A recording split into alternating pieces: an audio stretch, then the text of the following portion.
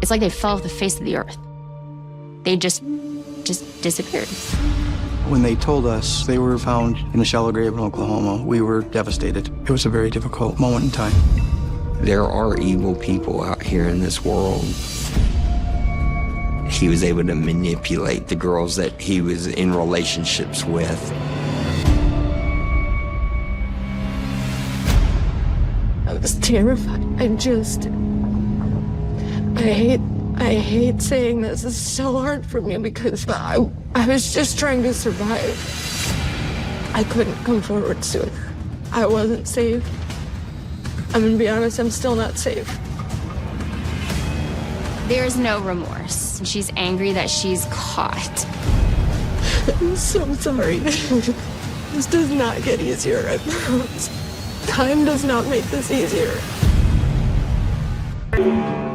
On Friday, January 4th, 2019, the Temple Police Department is alerted to the home of 32-year-old Michael Swearingen in Bell County, Texas. That morning, the Temple Police Department received an alarm call at Michael's house. So patrol is dispatched out there. Crime was an abnormality in Michael's neighborhood. They hear the dog inside, and sometimes those alarms will be set off by a dog barking. So the alarm company will try to call what is called the key holder, right? So they're trying to call Michael, and he's not answering his phone. When the alarm company fails to reach Michael, they reach out to his emergency contact, his mother, Debbie. So I went over there, and Michael didn't answer the phone. Michael didn't answer the door. His car was missing too, and I was a nervous wreck. Where's my boy? Michael doesn't do this. I looked through windows, walked around the house. Debbie recalls that Michael told her he was with his friend, 28-year-old Jenna Scott, the day before. So she tries contacting Jenna, hoping she may know where Michael is. When Jenna doesn't answer, Debbie calls Jenna's mother, Karen. The last time her mom saw her, she was dropping her off to see Michael. Her response is, well, Jenna's with Michael. And this starts setting off alarm bells with them. And so they were reporting to law enforcement, hey, we have our concerns. So 2 reports are taken, one for Michael and one for Jenna. We were doing all this searching. The anxiety kept climbing. It's like they fell off the face of the earth. They just disappeared. So we really had to work backwards at that point to try and figure out who we were looking for.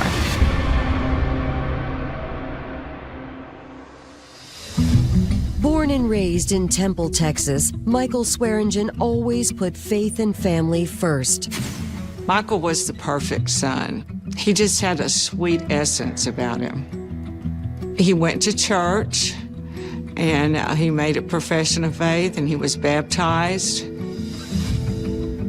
Michael really did have everything going for him. He was sweet and kind, cared about everybody. He had a girlfriend. He had his own home. He worked for Spectrum, which does fiber optics, cable, internet, and he was doing really well at that. He had lots of good friends.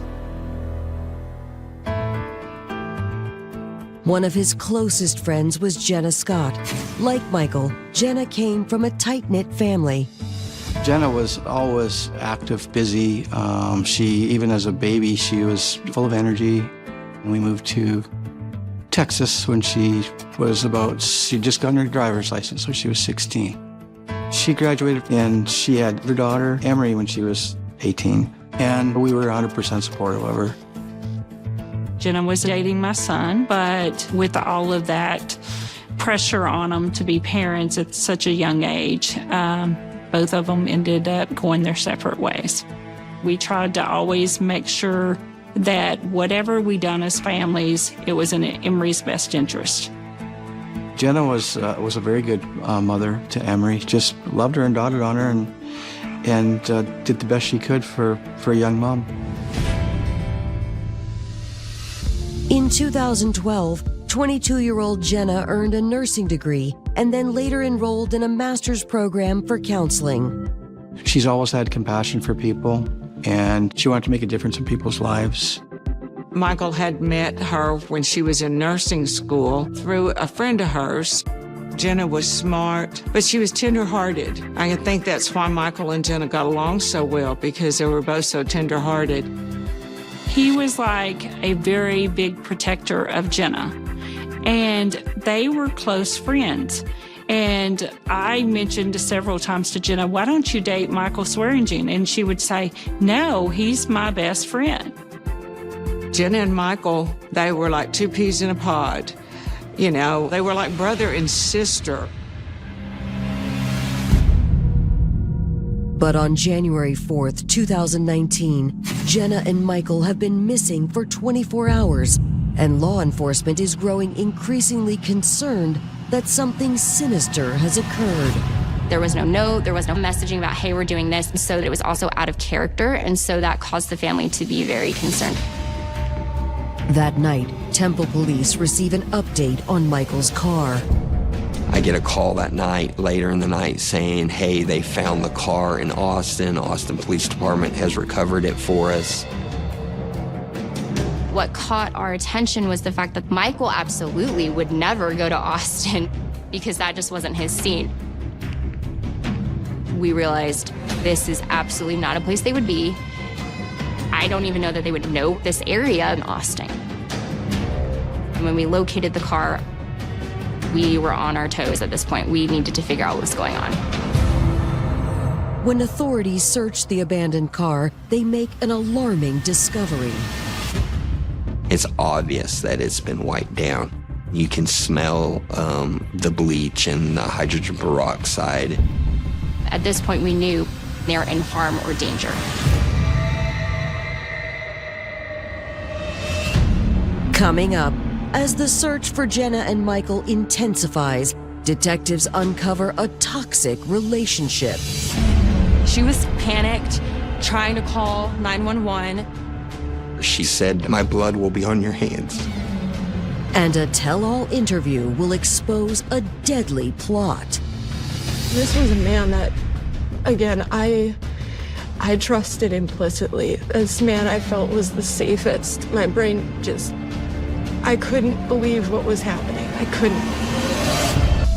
Authorities in Temple, Texas are searching for Jenna Scott and Michael Swearingen after they were reported missing on January 4th. 3 days later, detectives meet with both Jenna and Michael's families to get more details on their last known whereabouts. That Monday, we actually went to the house and started to interview the family and friends who were concerned. So January 3rd, there's some text messaging from Jenna. There's a message sent back to Karen and says, hey, I'm gonna stay with Michael. Jenna's mom says, well, I thought we were gonna do this. No, I'm gonna stay with him. Jenna's daughter's birthday was coming and they were planning for that. Well, why would she just up and leave? Family members reveal their theory that Jenna and Michael were targeted by Jenna's ex-boyfriend, Cedric Marks. Detectives learned that Jenna met 40-year-old Cedric in 2015. Jenna and him met on Tinder, and they had this on and off relationship for about 3 years. Cedric had this charming appearance because he was an MMA fighter.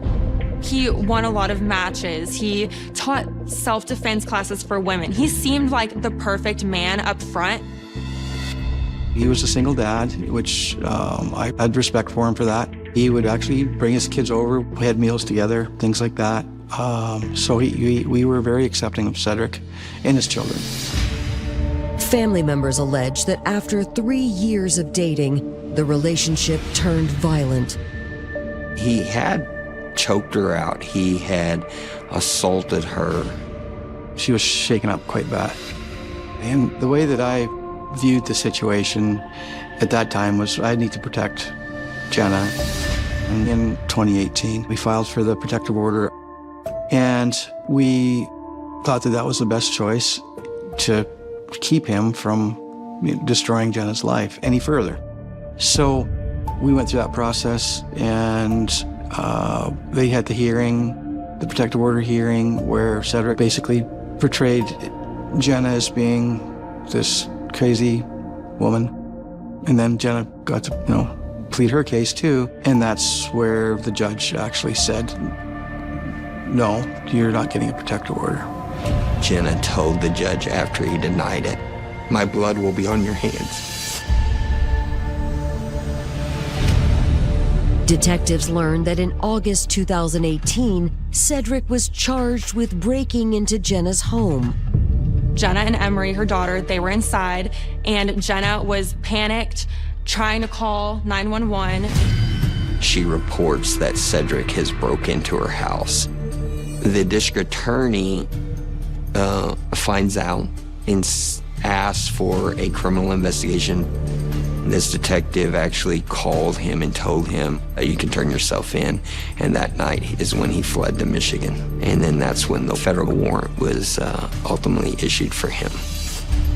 Now, 5 months later, Jenna and Michael are missing, and their families fear that Cedric may have returned to Texas looking for revenge. Jenna feared for her life, and Cedric Marks was the reason. So it was kind of a question of, where is Cedric? Back at the station, detectives reach out to the U.S. Marshal Service to help track down Cedric. We utilize the Marshal Service a lot. Cedric had a felony warrant, and so that would fall into their purview to help us. The next day, we got the phone call. Cedric Marks is in custody in Michigan. The Marshals Task Force is tracking his phone, and they go to a mall in Grand Rapids, and that is where Cedric is taken into custody. So Ashley and I fly up there. While Cedric is held on the federal warrant, detectives go to his registered address in Muskegon, Michigan, a home owned by his wife, Janelle McDonough. Cedric was arrested in Michigan, and the next day, the detectives from Texas as well as from Michigan were at the house. It was very surreal. We realized that he's living with his wife, Janelle, their 2 children, and then his girlfriend, Maya Maxwell, who's pregnant with Cedric's child, all living together in a very weird setup. Detectives seized the opportunity to learn more about their primary suspect. We gave them the option to come talk with us, right? Because they're ultimately not who we're trying to investigate, but they're here. So what would you know, right? I went with them, and I remember I was trying to protect myself, trying to protect the boys. I was trying to protect Cedric at the time because I didn't understand the whole story. I didn't understand what they understood of him at that point in time. So Corey's interviewing Janelle, and I'm interviewing Maya, and she brings up how Jenna and Michael are missing. We didn't know how much she was involved at that time, but you know something. Maya is quick to confirm detectives' worst fears. Michael and Jenna had been killed by Cedric. Maya was actually there and saw what happened. My name is Maya Maxwell, and I am Cedric Marks's ex-girlfriend. I did tell them everything I could when I could. I tried my best to be as, detailed as possible. I've never stopped helping. I was terrified. I hate saying this. It's so hard for me because I was just trying to survive. I know that's horrible because Jenna and Michael didn't. I'm so sorry. Temple, Texas authorities have just learned that Cedric Marks is responsible for the disappearance and murders of his ex-girlfriend Jenna Scott and her friend Michael Swearingen. His girlfriend, Maya Maxwell, admits, yes, she was there with Cedric. And there's so many people depending on us to get this information out of her. So I build a rapport as a female, and I'm going, okay, so how did you meet Cedric? How did you guys come in contact? It was 2016. I was 24 years old when I moved to Texas. I got on Plenty of Fish, and then that's where I met Cedric. He was goofy like me, kind of quirky and funny, and seemed carefree. He seemed like the perfect guy. And I knew he was a fighter, but he assured me too that he keeps that in the ring. He felt like a safe person. Originally from Tulsa, Oklahoma, Cedric Marks found his passion for martial arts following a 6-year stint in prison for aggravated burglary when he was 17. It became a huge thing for him to start down the path of MMA. And he wanted to do MMA because it made him just feel stronger, you know? In 2002, he met Janelle McDonough in Washington before the couple moved to Texas. I first met Cedric when we both were in the Navy together.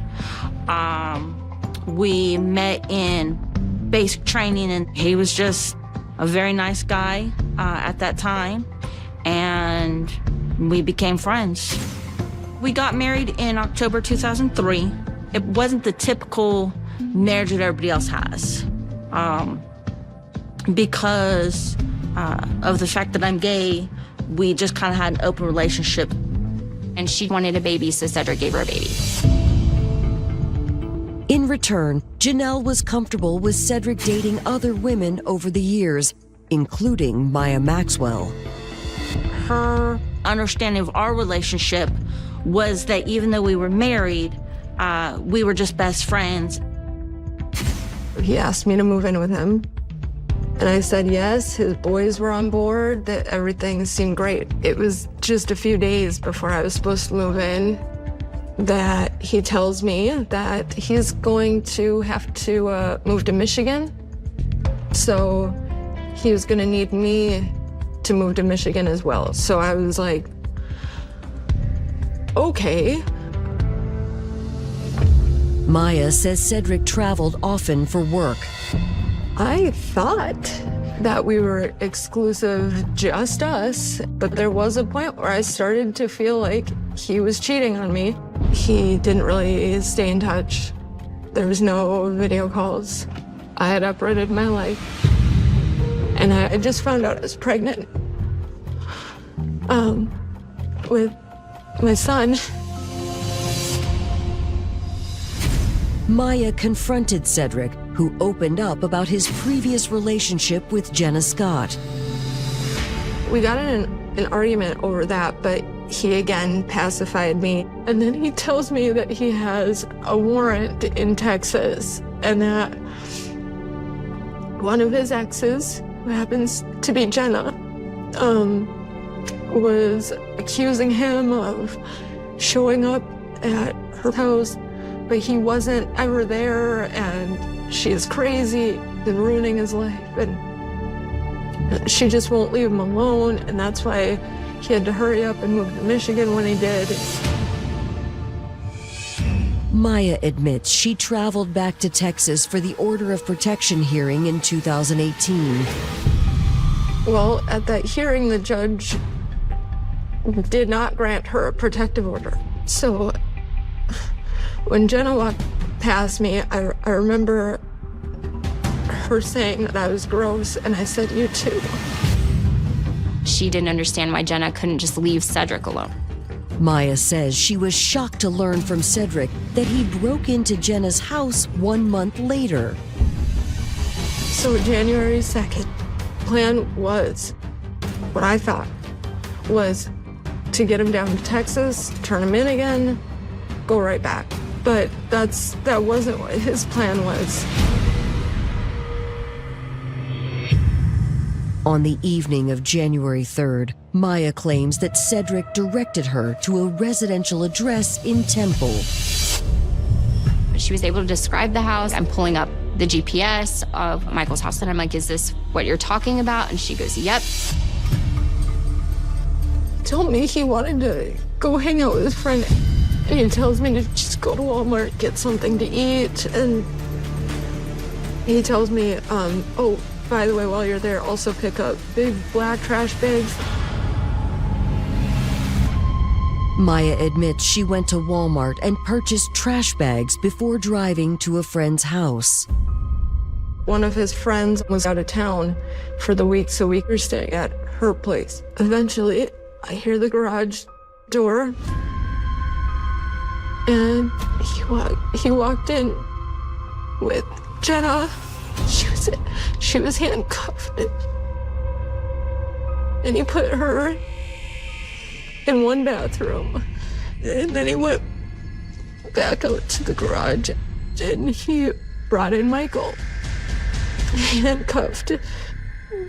I'd never met Michael. I'd never heard of him, and he put Michael in the other bathroom.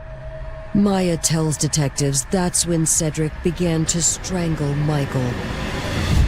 I begged him to stop. I couldn't get up. He had it, and he just turned and looked at me. He told me to look the F away.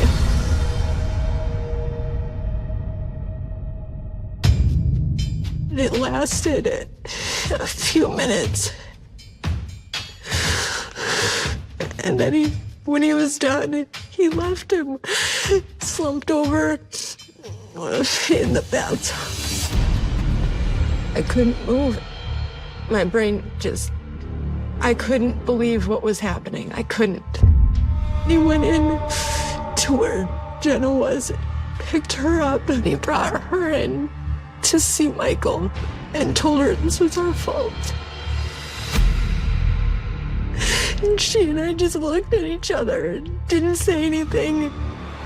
And he carried her out and brought her back into the other bathroom and just asked, "Are you ready?"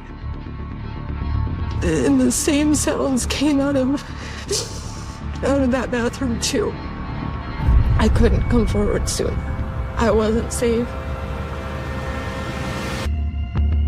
Following the confession of Maya Maxwell, authorities press her for more information on where the remains of 28-year-old Jenna Scott and 32-year-old Michael Swearingen are located. She describes Cedric cleaning up everything, and she describes him taking this car to Austin, how they go into Walmart to go buy a shovel with the bodies in the car, until they find the perfect place that Cedric can put them. Jenna was in garbage bags behind me. And then Michael was in garbage bags all the way in the back. And then they drive to Oklahoma. Maya says, they get there, it's late at night, and Cedric starts digging up a spot that's close to his family reunion gatherings. She's helping him with it.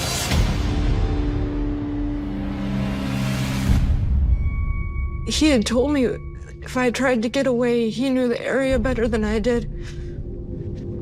He's faster.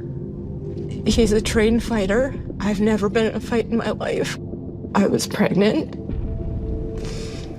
I was terrified. He's walking me through how, this isn't how he wants relationships to end, but he just got rid of two terrible people that hurt people. And I know I didn't like Jenna before, but all of that went out the door when he ended up murdering Jenna and Michael. What this murder of Jenna and Michael were is Jenna was going to send him to prison for a long time, and Cedric had no control over her. He was going to go to prison for a long time, and so how do you make that not happen? You take it out. You kill it.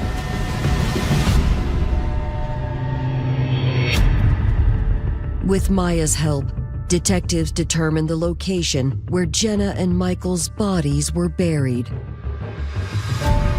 We get to Oklahoma, it's cows, it's just pasture. We walk onto the property and we see exactly what she's talking about. You can see the tracks of the tires. And then what we do is we actually have the anthropologist come out because it's a recovery. And they say, yep, they're here and here based on the dirt and the settlement and the different discoloration. It takes a part of your soul that you don't get back. Seeing Michael and Jenna that day in Oklahoma, when we finally got to get to them, a part of me died that day. They called us and they found the bodies. And all we're doing is crying. We don't know what to do. When they told us that they had found Jenna and Michael in a shallow grave in Oklahoma, we were devastated. It was a very, very difficult moment in time, for sure.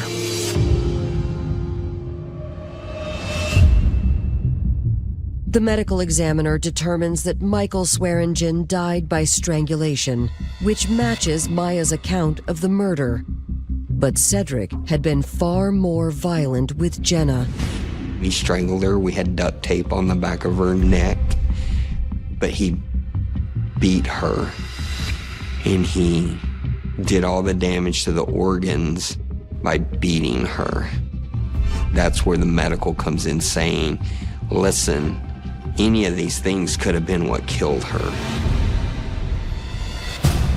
With Maya's story told and the victims' bodies found, police determined that she should be charged with 2 felony counts of tampering with evidence.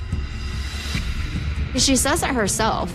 Had I just called 911 when I saw Jenna, none of this would have happened. I can tell you confidently, she was not remorseful. She was just upset that this all happened.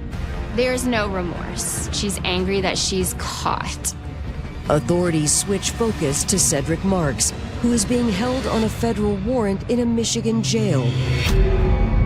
Cedric is not charged with the murders of Jenna and Michael yet because we wanted him to not waive extradition and we wanted him to come to Texas. So he thought he was coming to Texas on his burglar of a habitation warrant only. On February 2nd, nearly a month after Jenna and Michael's disappearances, Cedric is transported to Texas. Less than 150 miles outside of Temple, chaos ensues. I get a phone call that says Cedric escaped. And I go, what do you mean he escaped? Detectives learned that Cedric escaped through a window of the transport van while parked at a fast food restaurant. He was able to kick out, and then that's how he escaped. Cedric's MO was to go get rid of anyone who'd keep him in prison. Well, he already got rid of Jenna and Michael, so the only other option would be to get rid of the family or the investigators who knew what he was capable of. And so that's very fearful. All the victims, families, what do we need to do to protect them? It was just all about what can we do to get information to the people that are looking for him to recapture him. A manhunt is underway for former MMA fighter Cedric Marks, the suspected killer of Jenna Scott and Michael Swearingen. So we get through the initial shock of him escaping. We're telling the marshals, go find him. We have the prison guards out. Everybody's looking for him. A canine team is brought in to assist law enforcement. He takes his dog to the exact spot that Cedric drops from the van because he's barefoot. That dog takes off running. So the dog's going, and then they end up going to this house, and the dog starts hitting on this trash bin. When they kick it over, and out pops Cedric, and he'd been crouched in a position for 8 hours in that trash bin. He was gonna wait the perimeter out and everything. Authorities transport Cedric to the Temple Police Station for an interview. He was in solitary confinement. So we go in and we're like, we want to talk to you about, Jenna and Michael. And he comes up with, oh my gosh, I had nothing to do with that. I think it's the shortest interview we have with him. He's like, you ruined my life. He was just so mad. Cedric was charged with double capital murder. He's locked up. He's facing the death penalty. Behind bars, Cedric continues to maintain his innocence. I can only imagine what's going on with their family, and I am so sorry for their losses, but I did not and had nothing to do with this. Despite what the media put out, I was not trying to escape. I was actually in fear, and I was not going anywhere at all.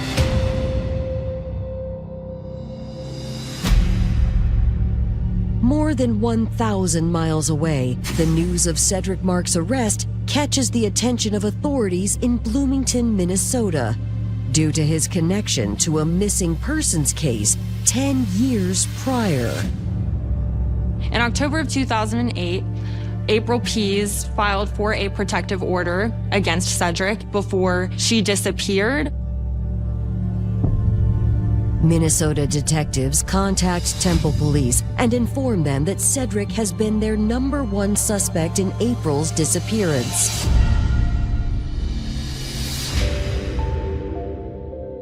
She ended up meeting Cedric off of one of those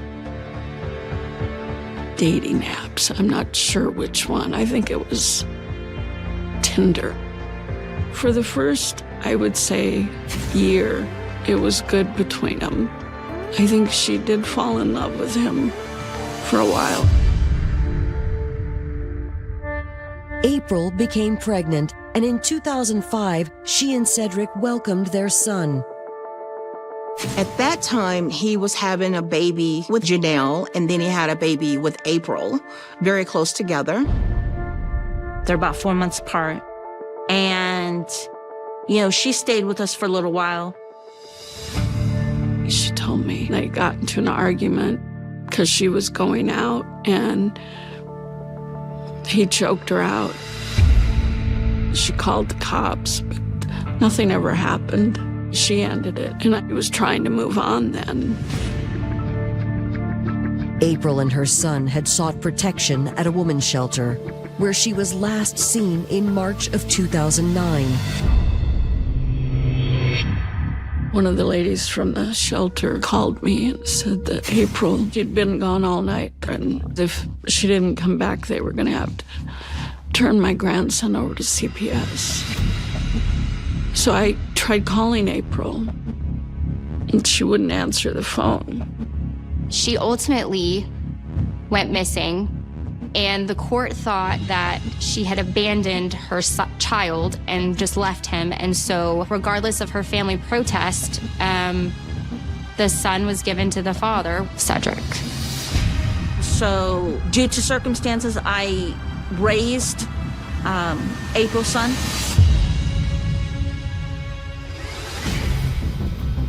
Fast forward 10 years, and Jenna and him are in a volatile relationship. It's the same routine. So that kind of started our thinking, is this a serial killer case? 44-year-old Cedric Marks stands accused of killing his ex-girlfriend, Jenna Scott, and her best friend, Michael Swearingen, with the help of his current girlfriend, Maya Maxwell.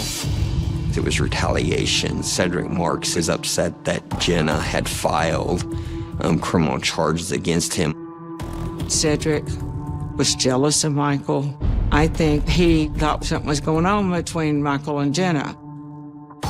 Cedric has also been a suspect in the disappearance of April Pease 10 years earlier, raising fears authorities might be dealing with a serial killer.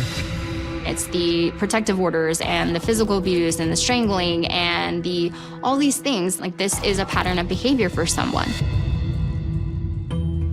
On January 30th, 2019, investigators in Texas and Minnesota team up to interview several witnesses in the April Pease case, including another girlfriend he had at the time, Kelly Sorensen. So we go, and Kelly interviews with both Minnesota police and us, and she was able to recall a situation with April and Cedric. She said he has killed April Pease. Then we find out that Kelly had actually been present with Cedric. April Pease first went missing in 2009, and there was this custody battle with Cedric at the time. Kelly tells us Cedric knew, I'm gonna go to jail and I want my son. And so he found April. She's actually located out of a woman's shelter for women and children that was to protect them from violent offenses. He finds her, he watches her, and as she's going back into it, they take her and drag her to a car, and he decides to kill her. With Kelly's help, investigators attempt to track down April's body, but are unsuccessful. After the first year, I knew that she wasn't alive anymore. But I still hoped to be able to find her remains. I talked with the detective, and their hope and their intent is to still bring my daughter home to me. 10 years after April's disappearance, investigators uncover evidence that may prove Cedric's guilt. I actually ended up being arrested for harboring a fugitive, but it was all dropped, and I continued to help them and try to locate April and, try to help them get closure for everybody. Janelle communicated with us. There were things that were not in our search warrant that she consented to allowing us to take. There was a box that Janelle had of Cedric's items that he would just keep and collect. Well, there is a tape. This is before the disappearance of April, and he just talks about how much he loves his boys and that he wanted to get them together, and he just wanted his son back, and he was going to do whatever he had to do, and he made up his mind. To us who are investigating him and know Cedric to an extent, that's the equivalent of a confession. He gets charged while he's in jail at Bell County for April Pease's murder. 2 years later, Minnesota prosecutors aren't prepared to move forward in April Pease's case, but Texas prosecutors are, if they can flip Cedric's accomplice, Maya Maxwell. They needed Maya's testimony. It was really crucial in this whole case. Prosecutors agreed to a lesser sentence in exchange for Maya's testimony. Maya takes the deal, pleading guilty to 2 counts of tampering with a corpse. She got 20 years in prison with the chance of parole.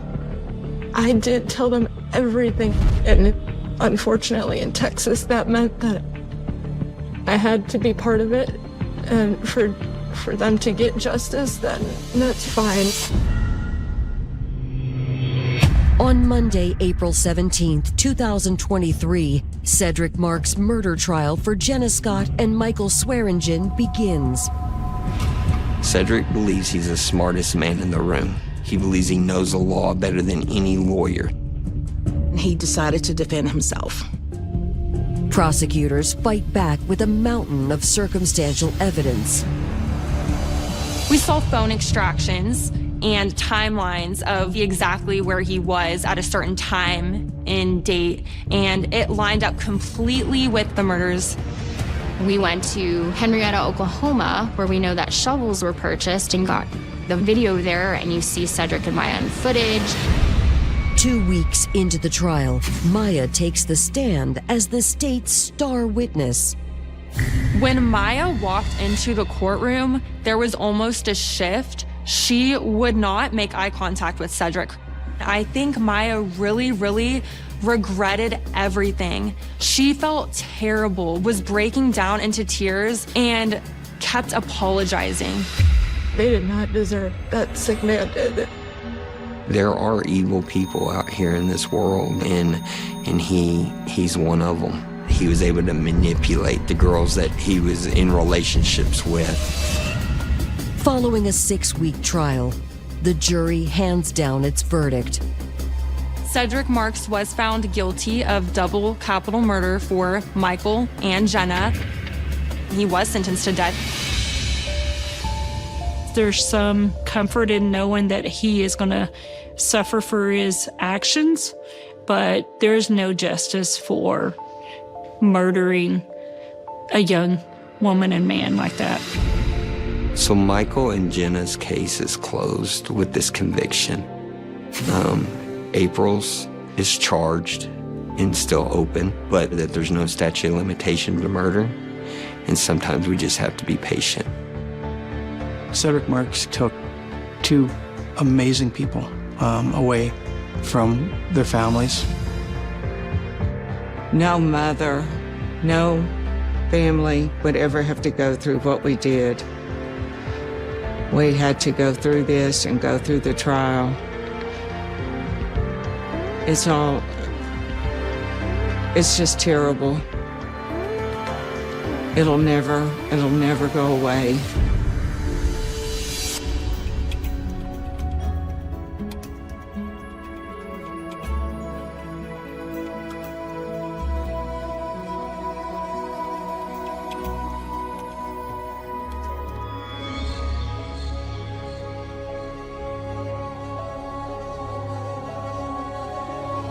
There are places in the world where people expect danger.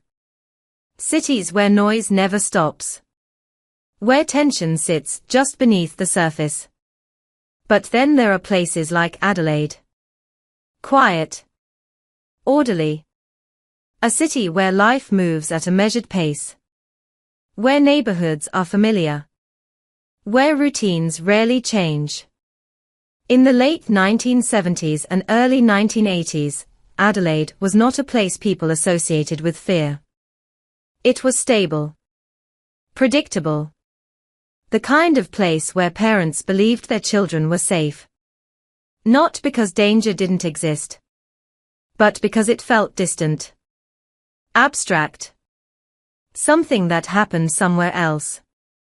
And for a long time, nothing seemed to challenge that belief. Until, slowly, almost imperceptibly, something began to change. Not in a way that drew immediate attention. There were no sudden alarms.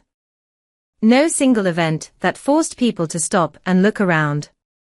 Instead, it began with absence. A missing person. Then, later, another.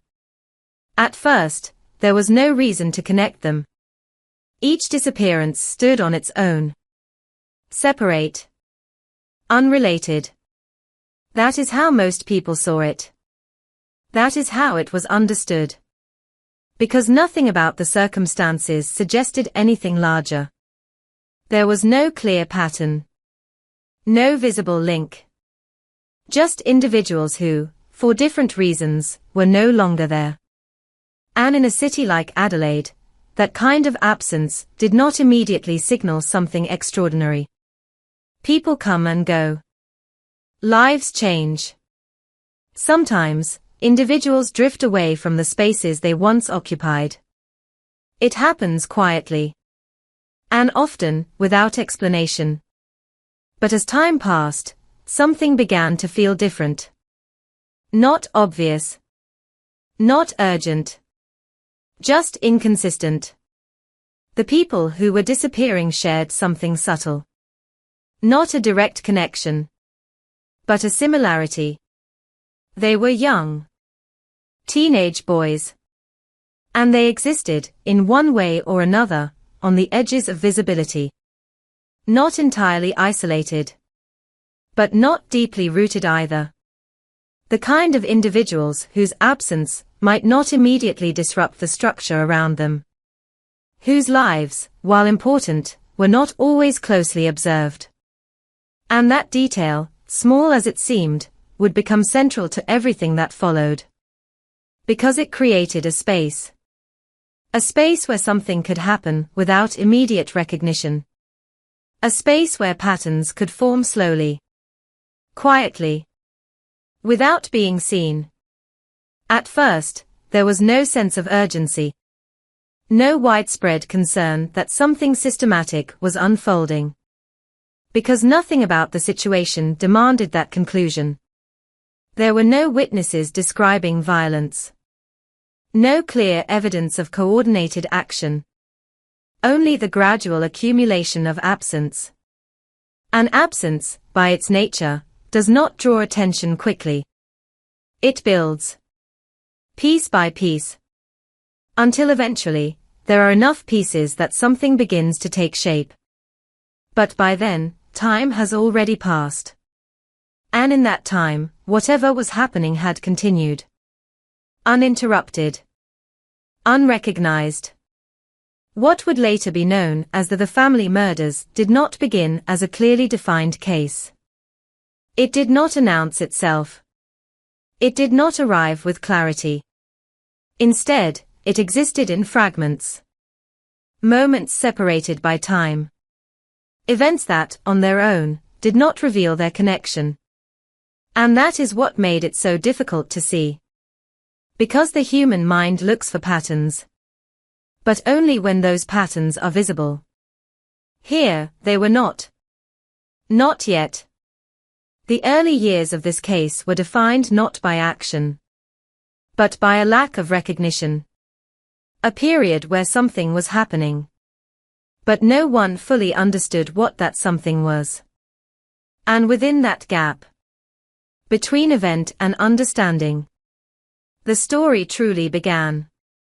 A story not of a single act, but of repetition. Not of one individual, but of a group. Unseen, undefined, and never fully identified. Operating within the ordinary. Blending into the environment that surrounded them. Using familiarity as cover. And leaving behind only what could not be ignored forever. Absence. Because absence, given enough time, eventually demands explanation. But by the time that demand is recognized, the story is already well underway. And in Adelaide, by the time people began to ask the right questions, the pattern had already been forming. 4 years. The invisible vulnerability in order to understand what happened in Adelaide during the late 1970s and early 1980s. It is necessary to look beyond the events themselves and focus instead on the people at the center of them. Those whose lives were interrupted, often quietly, and without immediate recognition of what their absence meant. The victims in what would later be known as the family murders were not connected by friendship, family, or shared routines. They did not belong to a single group, did not move within the same clearly defined social circle, and did not disappear under identical circumstances. At first glance, there was nothing that tied them together in a way that would immediately raise concern. And yet, over time, a pattern began to emerge, not one built on direct relationships, but on vulnerability. The individuals targeted were teenage boys, a group that, in most societies, is often seen as independent, mobile, and capable of navigating public spaces on their own. This perception, however, can obscure a more complex reality. Many of these individuals existed on the margins of structured social environments. They were not always under close supervision. Their movements were not always tracked or questioned. Their routines allowed for flexibility, and with that flexibility came periods of time where their absence might not be immediately noticed or urgently investigated. This lack of immediate visibility played a critical role. In a city like South Australia, where communities were generally stable and crime of this nature was not expected, the disappearance of a young person did not automatically trigger the assumption of coordinated violence. Instead, explanations often leaned toward individual circumstances, personal decisions, temporary absences, or situations that did not suggest a broader pattern. This context created a delay, not only in recognition but in response.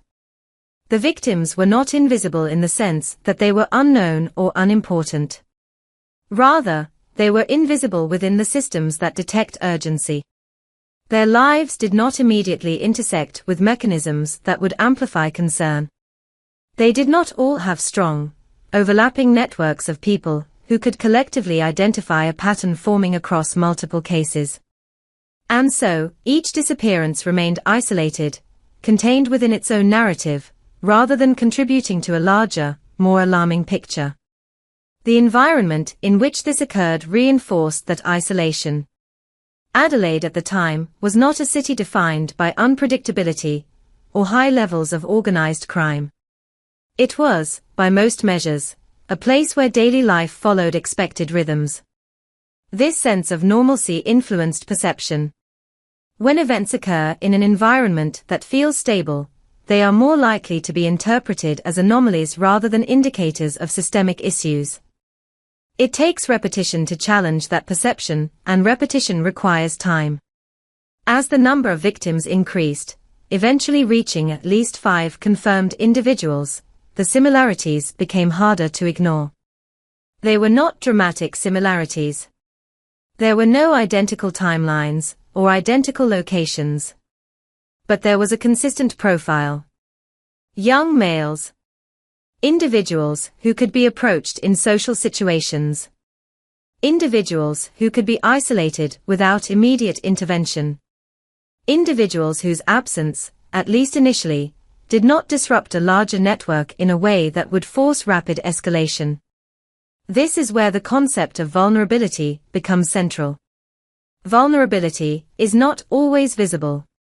It does not always present as weakness. In many cases, it exists within the structure of everyday life, within routines that allow independence, within environments that lack close monitoring, within social conditions that do not immediately prioritize detection. The victims in this case existed within that space. They were not defined by a single characteristic, but by a convergence of factors that made them accessible to those who intended harm. Understanding this does not assign blame. It does not suggest that anything about their behavior caused what happened. Instead, it highlights the conditions that allowed the crimes to occur without immediate recognition. It explains why the pattern remained hidden for as long as it did. And it underscores a broader reality, that the visibility of a person within a community can directly influence how quickly their absence is understood as a crisis. In the early stages of this case, that crisis had not yet fully formed. The connections were not yet clear. The pattern was still incomplete. And within that incompleteness, the victims remained, in a critical sense, unseen, not as individuals, but as part of something larger that had not yet been recognized. A repeating method hidden in plain sight, as the events that would later be grouped under the family murders continued to unfold across South Australia. What remained most difficult to grasp was not just the violence itself, but the consistency hidden beneath it. There was no single moment when everything became clear. No immediate recognition that these incidents were connected. Instead, what existed were fragments, individual encounters, separate disappearances, and isolated discoveries that, at first, resisted interpretation as part of a unified pattern. But when examined collectively, a method begins to emerge. Not a chaotic or impulsive sequence of actions, but something more structured. More deliberate. The available information indicates that the crimes were not carried out by a single individual acting alone, but by a group, an organized presence operating within ordinary social environments. This distinction is critical, because it changes the nature of the interaction between offender and victim. The approach was not random in the sense of being unpredictable, rather, it followed a consistent logic. The victims were approached in social situations, moments where interaction would not appear unusual. These were not overtly forced encounters. There was no immediate indication of danger at the point of contact. Instead, the approach relied on familiarity, on the natural dynamics of conversation, trust, and proximity that occur in everyday settings. This is what allowed the initial stage of the incident to pass without detection. There was no clear disruption. No visible struggle that would alert others. From that point, the situation shifted. The victims were taken to private or secluded locations, spaces where visibility was reduced and control could be established. It is within these confined environments that the nature of the crime became evident. The victims were restrained, held, and subjected to violence before their deaths. These were not instantaneous events. The data suggests a period of control, a phase in which the victims were kept in a contained setting before the final outcome. This element introduces a disturbing dimension, not because of speculation, but because of its repetition. It indicates a process, a sequence that was followed more than once. After the victims were killed, their bodies were transported and left in remote areas. Locations that were not immediately accessible, not frequently monitored, and not likely to be searched without specific reason. This choice of disposal further delayed discovery and contributed to the fragmentation of the case. Each body, when found, appeared disconnected from the others. There was no single site that linked them all. No central location that could immediately suggest a pattern. Instead, the evidence was dispersed, both geographically and temporally. This dispersion played a crucial role in maintaining the illusion of isolation between incidents. The most striking aspect of this pattern is not just its repetition, but its ability to remain unnoticed for an extended period. The crimes occurred over several years, following a similar structure each time, yet without immediate recognition of that structure. This suggests a level of operational consistency that blended into the surrounding environment. The offenders did not need to create elaborate concealment. The existing conditions, limited visibility, socially vulnerable victims, and delayed reporting, provided a form of natural cover. Each stage of the incident relied on what was already present: ordinary interactions, accessible spaces, and the absence of immediate scrutiny.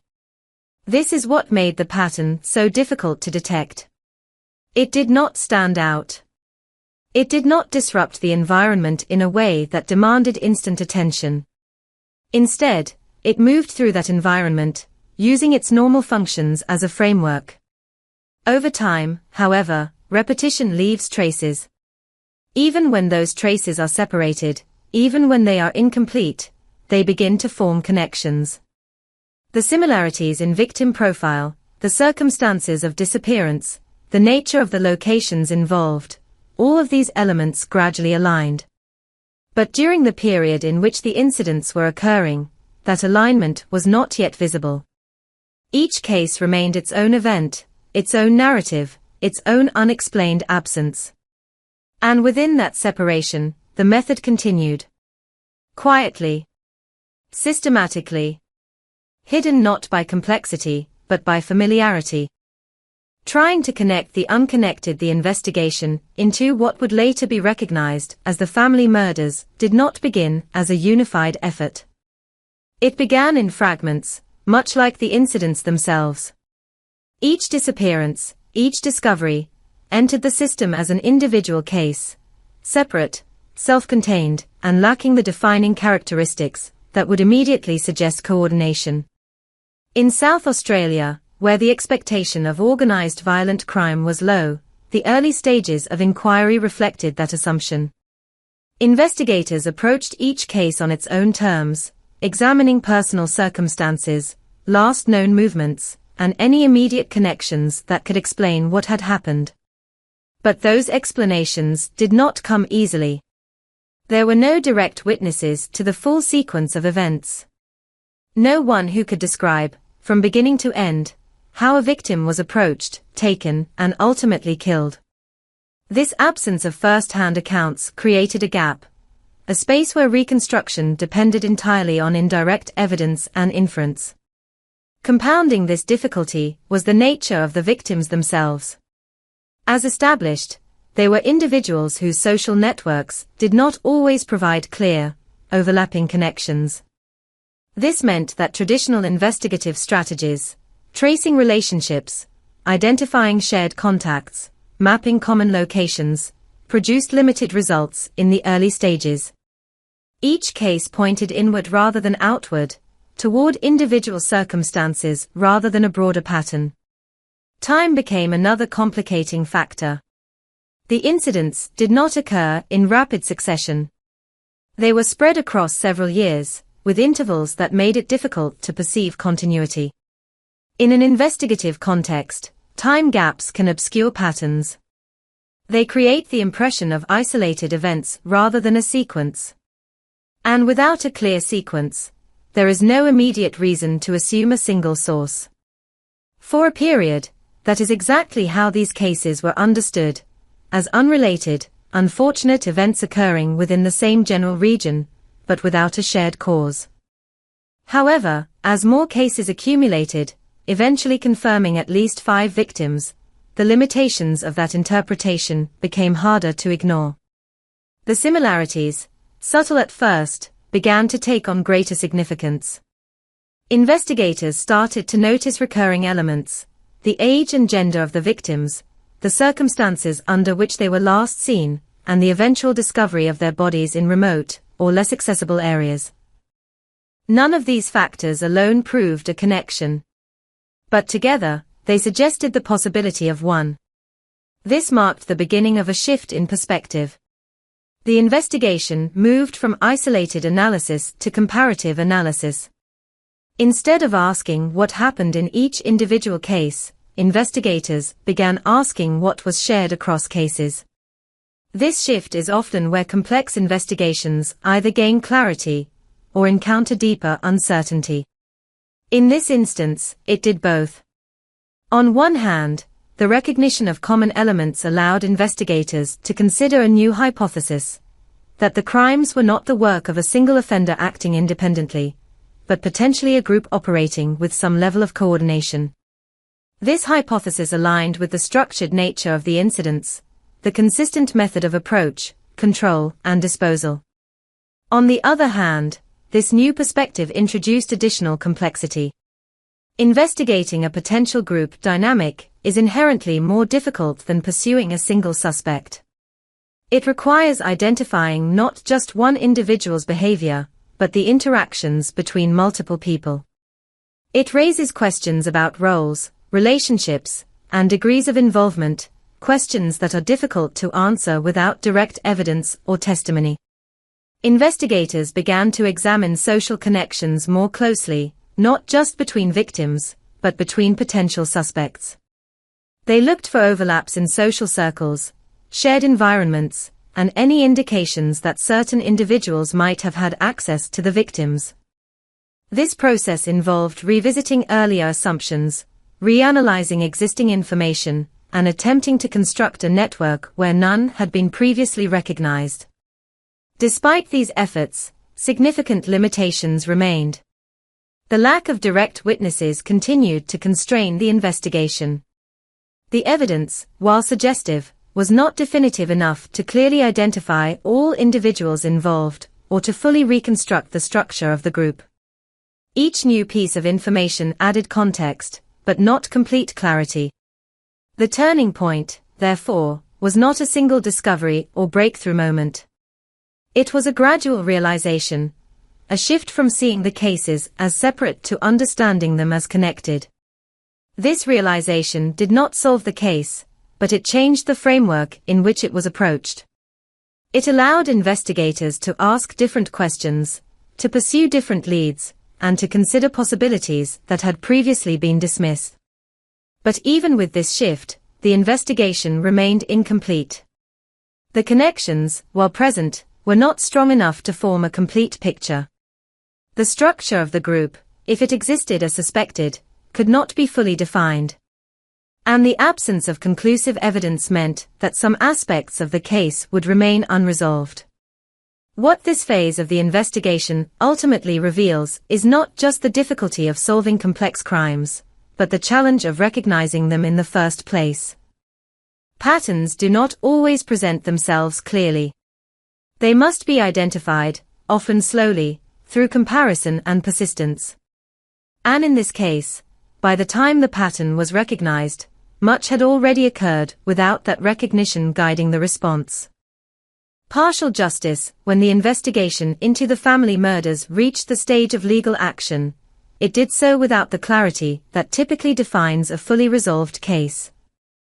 By this point, authorities in South Australia had moved beyond the early uncertainty that characterized the initial years. There was now a recognition that the crimes were not isolated, that the victims, at least 5 confirmed, were connected through pattern rather than coincidence, and that the involvement of more than one individual was a strong possibility. Yet recognition is not the same as resolution. The legal process depends on evidence that can withstand scrutiny, on connections that can be demonstrated rather than inferred, and on responsibility that can be assigned with precision. In this case, those requirements proved difficult to fully satisfy. Some individuals were identified, investigated, and ultimately arrested in connection with aspects of the crimes. Their involvement was not hypothetical. It was supported by evidence considered sufficient for prosecution in specific instances. These arrests marked a significant moment. They confirmed that the investigation had not been without result, that the pattern identified by investigators did correspond to real individuals whose actions contributed to the events under scrutiny. However, from the outset, it was clear that these proceedings would not provide a complete account. The structure of the crimes, as understood through the investigation, suggested coordination, repetition, and the likely presence of multiple participants. Yet the evidence available did not allow for the full identification of all those involved, nor did it clarify the exact roles each individual may have played within the broader sequence of events. As the cases moved through the judicial system, this limitation became central. The trials focused on what could be proven, not on what was suspected. Each charge had to be supported by specific evidence linking an individual to a particular act. This is the foundation of legal process. It does not operate on patterns alone, but on demonstrable connections between person and action. In situations where those connections are incomplete, the scope of the trial is necessarily reduced. The result was a form of accountability that was real, but partial. Convictions were secured against certain individuals, establishing that criminal responsibility existed, and that some degree of justice could be delivered. These outcomes mattered. They provided acknowledgement of wrongdoing. They affirmed that the events were not beyond the reach of the law. But they also highlighted what remained unresolved. There was no single trial that encompassed the entirety of the crimes. No proceeding that laid out, in full, the structure of the group, or the complete sequence of events across all victims. Instead, the legal outcomes were fragmented, mirroring the fragmented nature of the investigation itself. This fragmentation created a distinction between legal truth and complete understanding. Legally, the cases that were brought to court reached conclusions. Verdicts were delivered. Sentences were imposed. Within the framework of the law, those outcomes represented closure for the specific charges addressed. But beyond that framework, questions persisted. The possibility of additional perpetrators remained. The extent of coordination within the group was not definitively established. The full narrative, how the crimes began, how they evolved, and how they were sustained over time, was not entirely reconstructed within the courtroom. This is what defines the outcome as partial justice.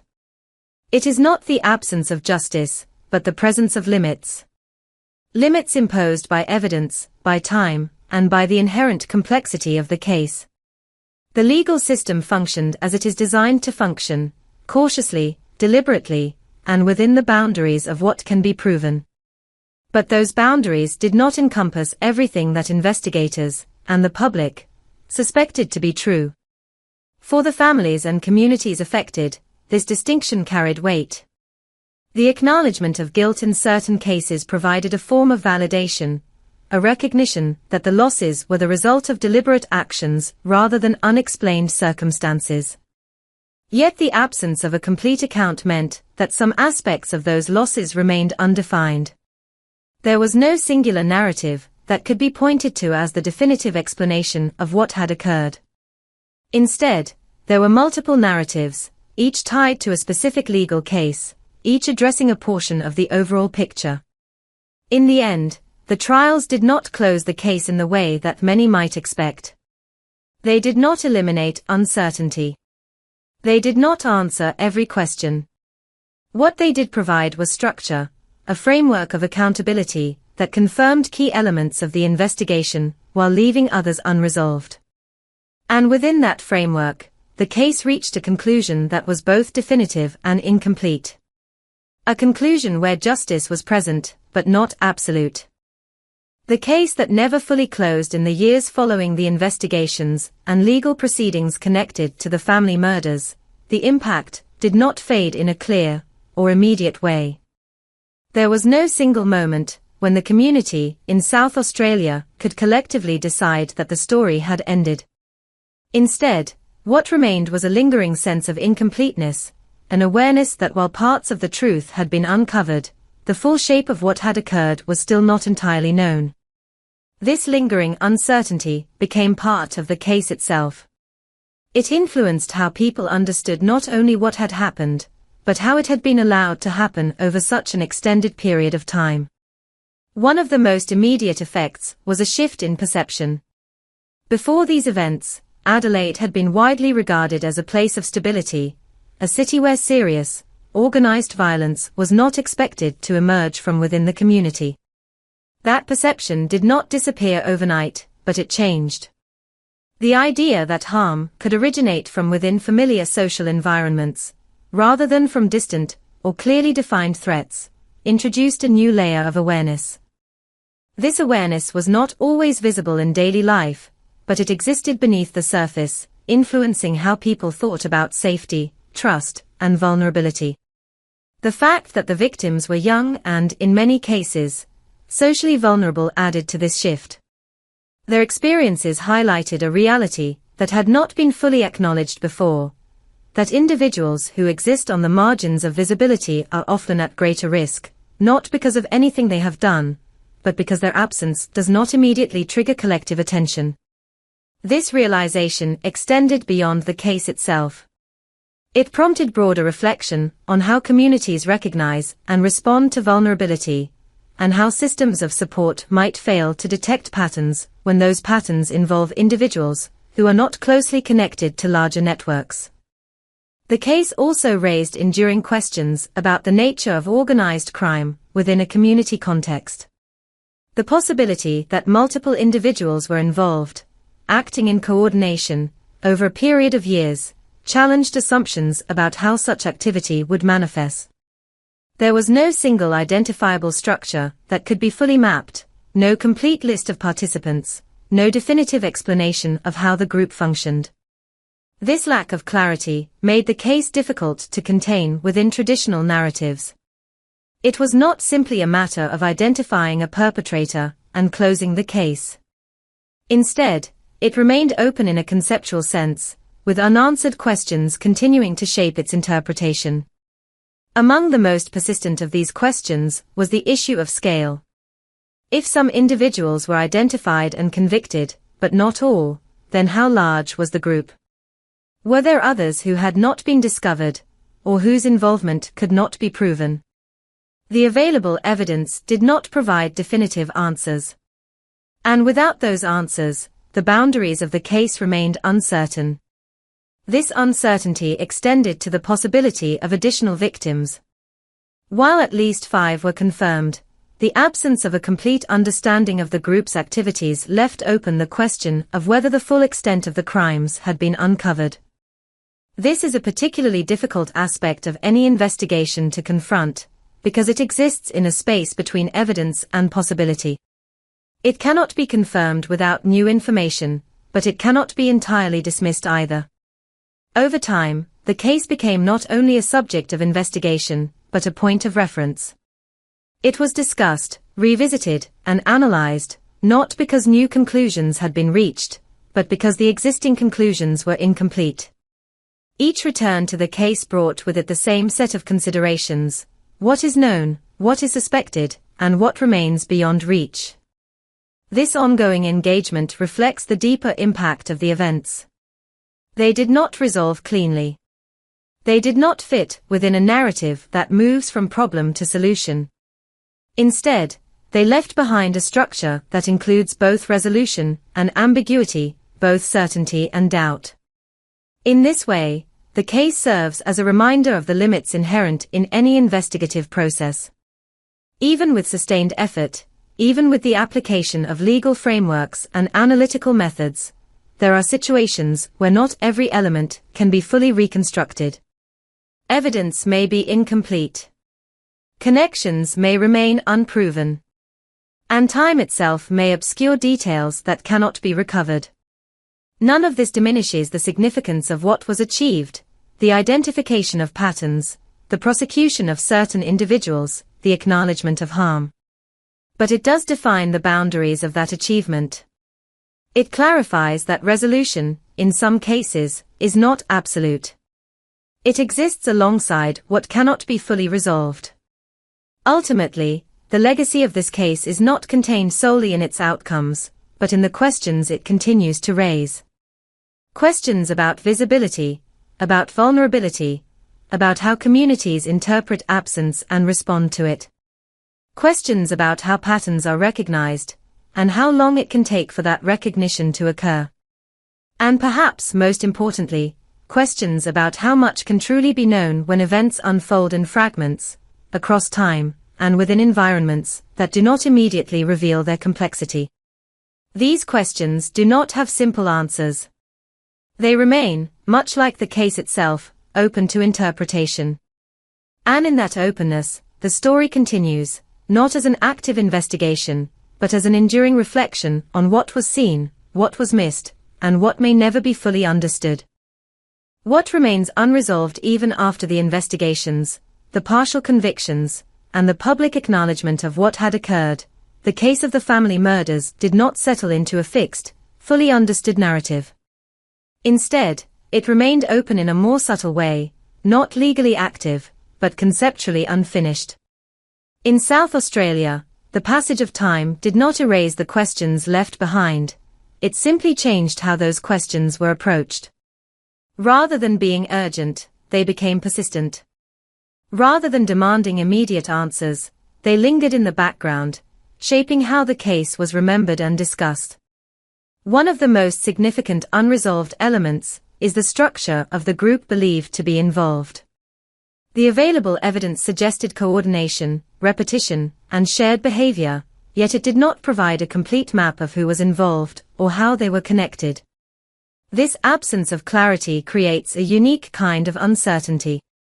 It is not the uncertainty of not knowing whether a crime occurred that is established, but the uncertainty of not knowing its full scope. Without a complete understanding of the group, it becomes difficult to define the boundaries of the case. Where does it begin? Where does it end? Which actions are connected and which are not? These questions remain without definitive answers.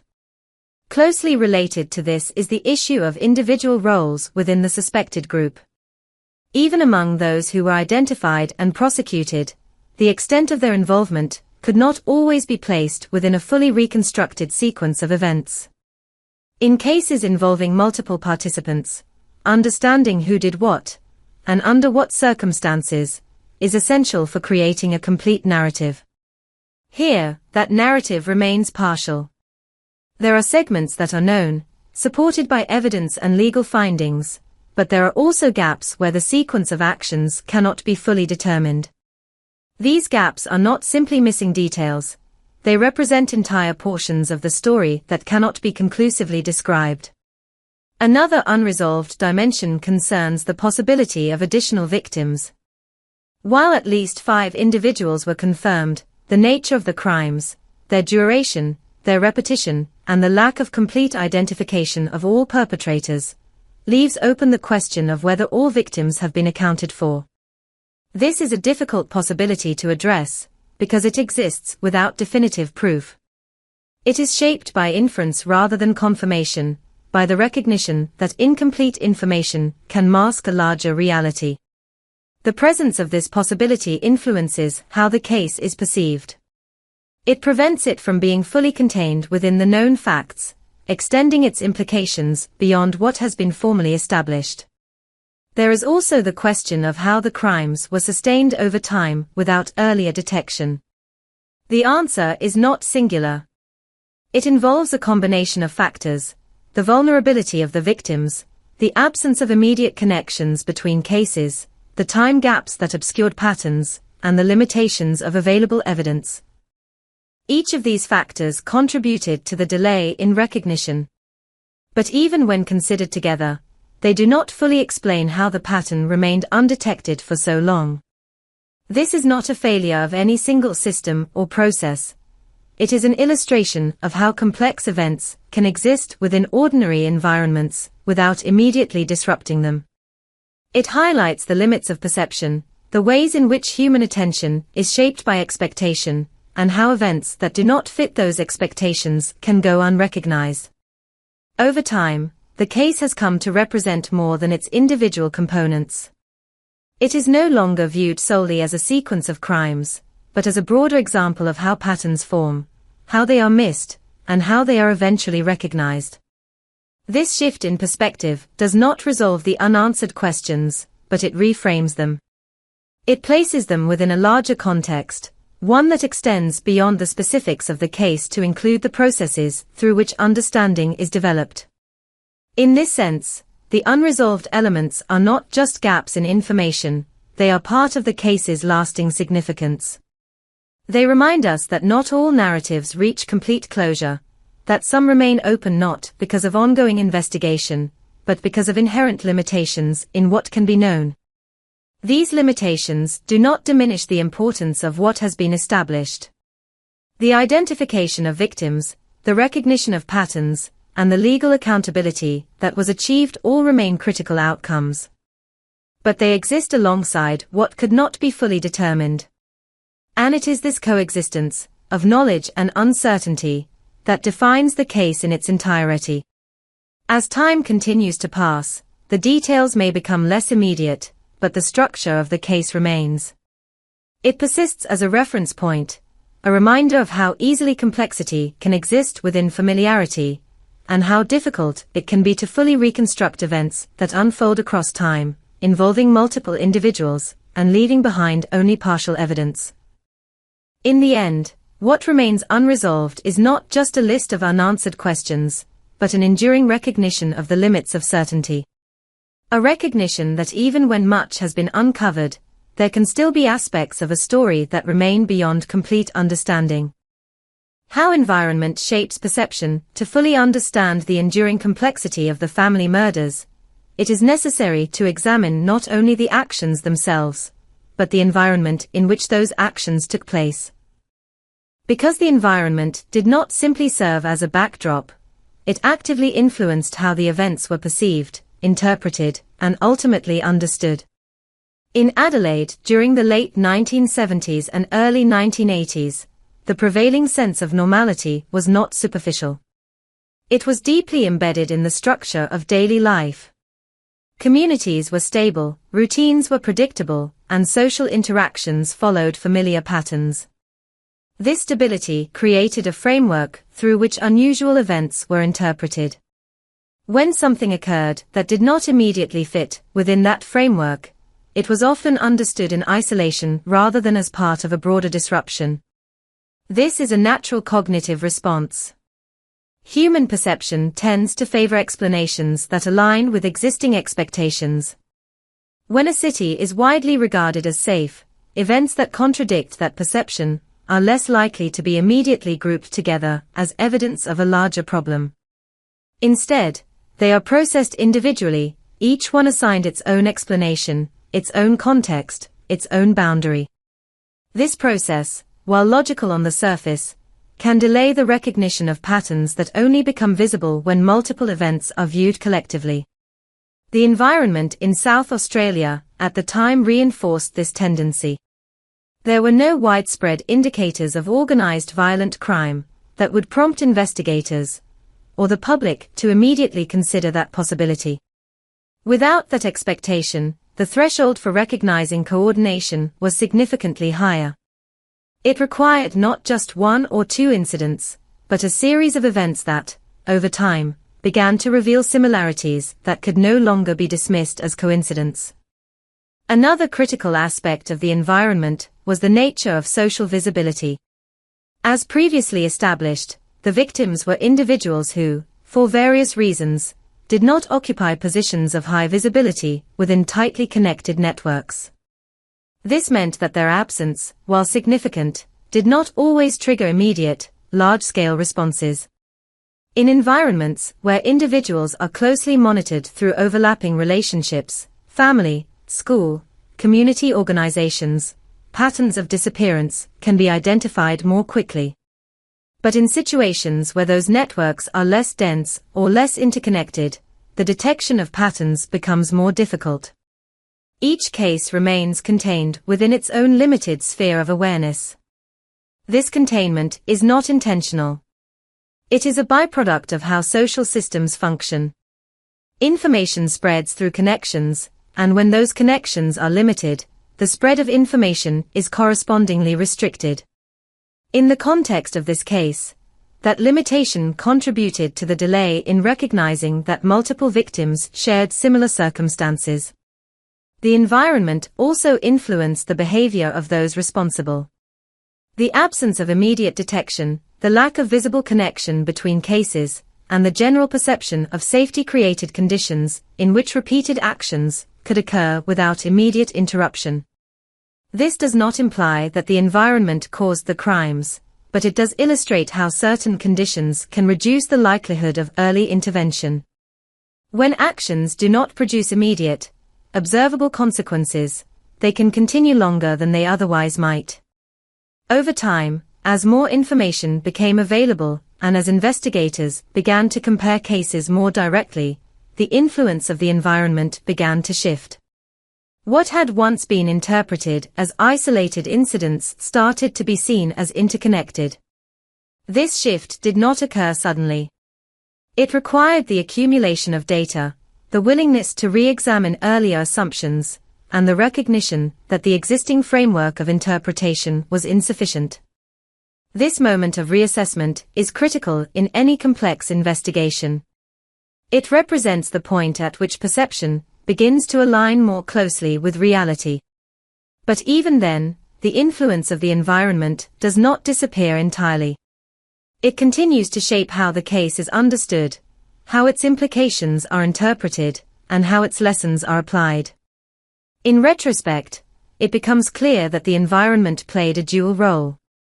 On one hand, it contributed to the delay in recognition by reinforcing assumptions of normality and safety. On the other hand, it provided the context necessary for understanding how such a pattern could exist without immediate detection. This duality is important because it prevents the case from being viewed in overly simplistic terms. It is not merely a story of actions and consequences, but a story of perception and interpretation. A story of how expectations influence awareness, and how awareness, in turn, shapes response. Ultimately, examining the environment reveals that the case was not hidden in the traditional sense. It was not concealed by extraordinary measures or complex deception. Instead, it existed within the ordinary, moving through familiar spaces and routines without immediately disrupting them. And it is this aspect, the ability of something significant to exist within what appears to be normal, that gives the case its enduring complexity. It challenges the assumption that danger is always visible, always obvious, always separate from the everyday.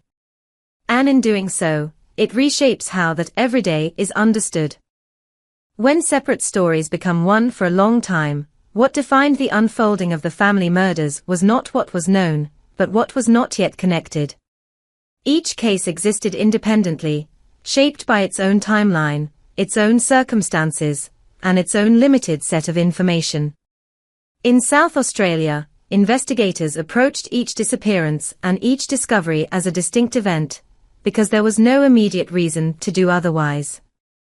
This is how most investigations begin, by focusing narrowly, by attempting to resolve individual cases before expanding outward. But in this instance, that approach, while logical, delayed a broader realization.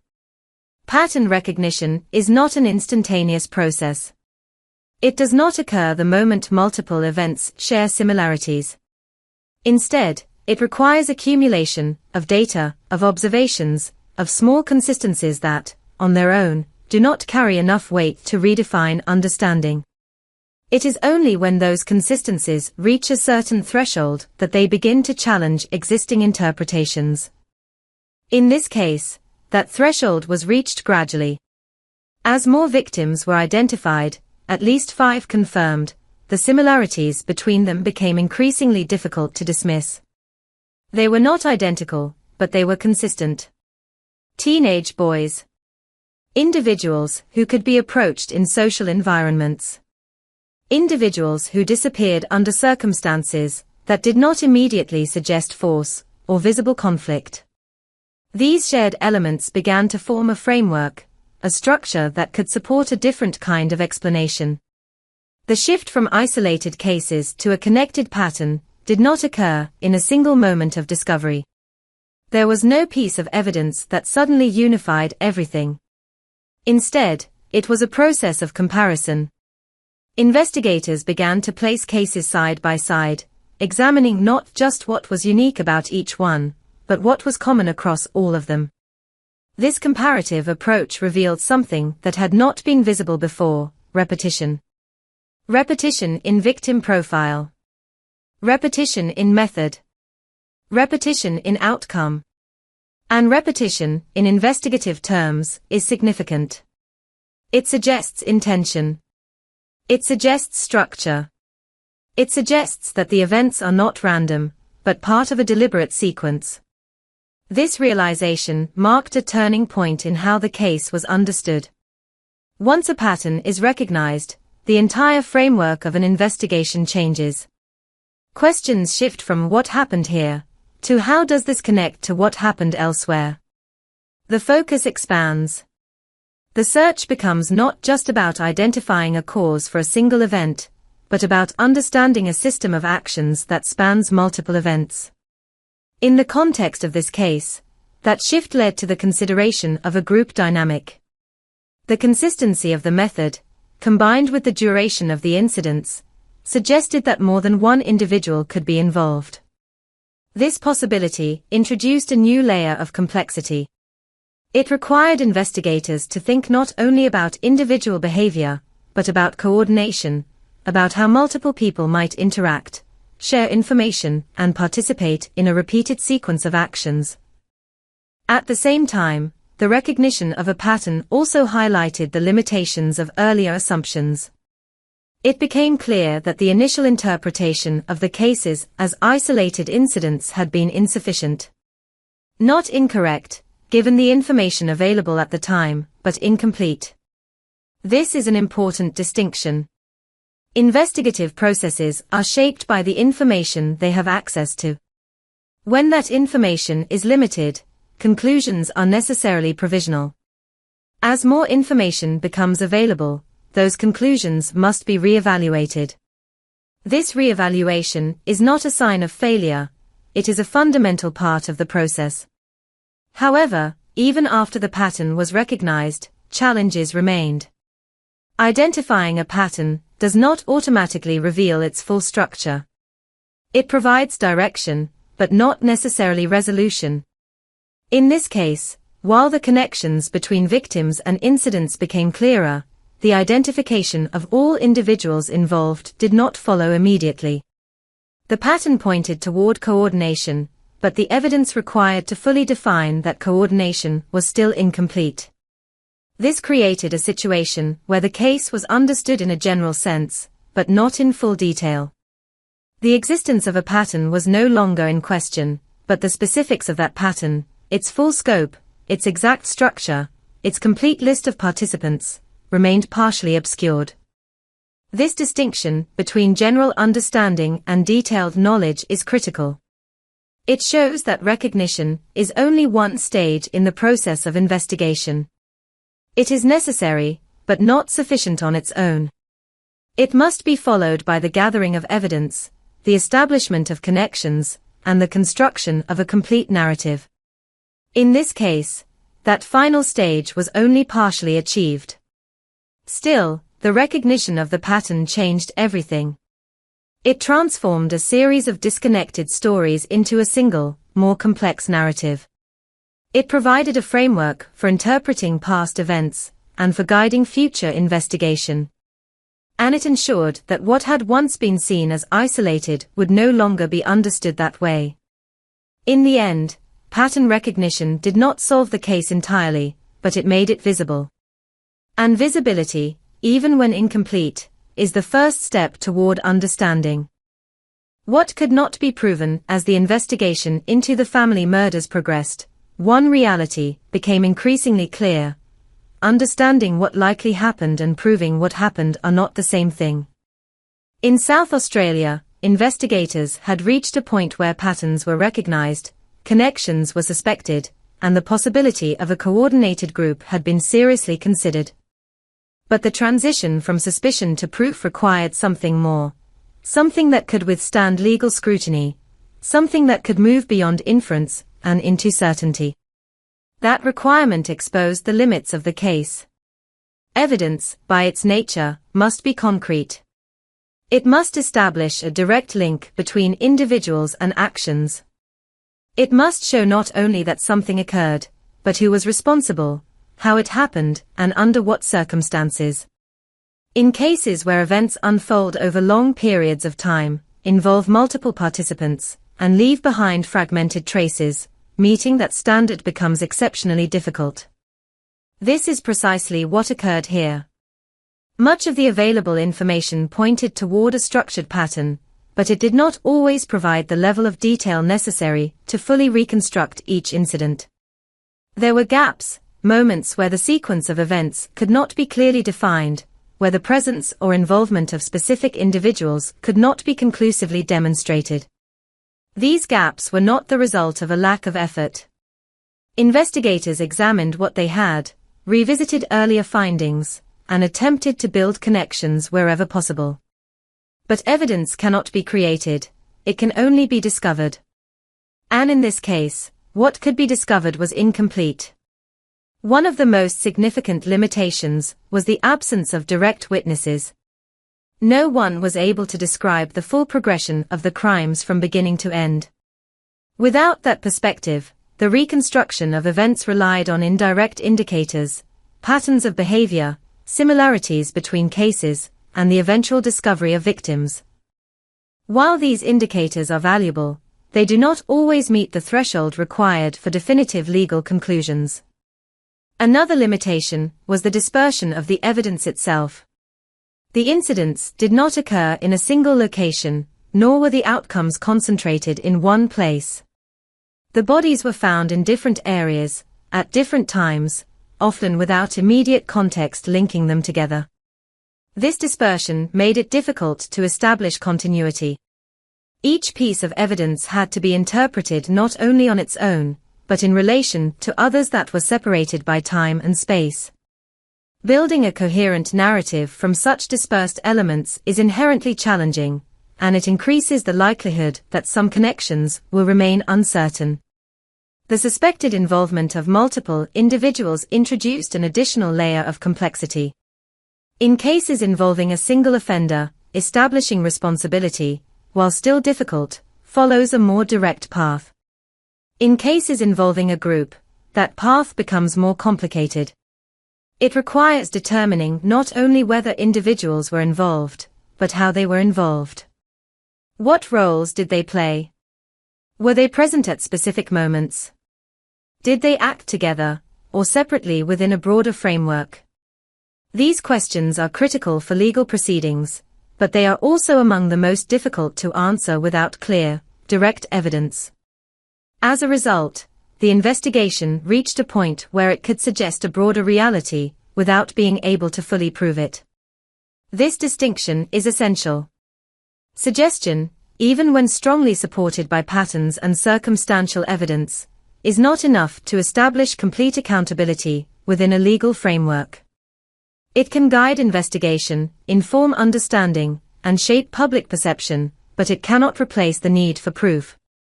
This is why the outcomes of the case were, as previously described, partial. Some individuals were identified and prosecuted based on evidence that met the required standard. Their involvement was established to the extent that the available information allowed. But beyond those specific instances, the broader structure of the case remained only partially defined. The limits of evidence also influenced how the case was ultimately interpreted.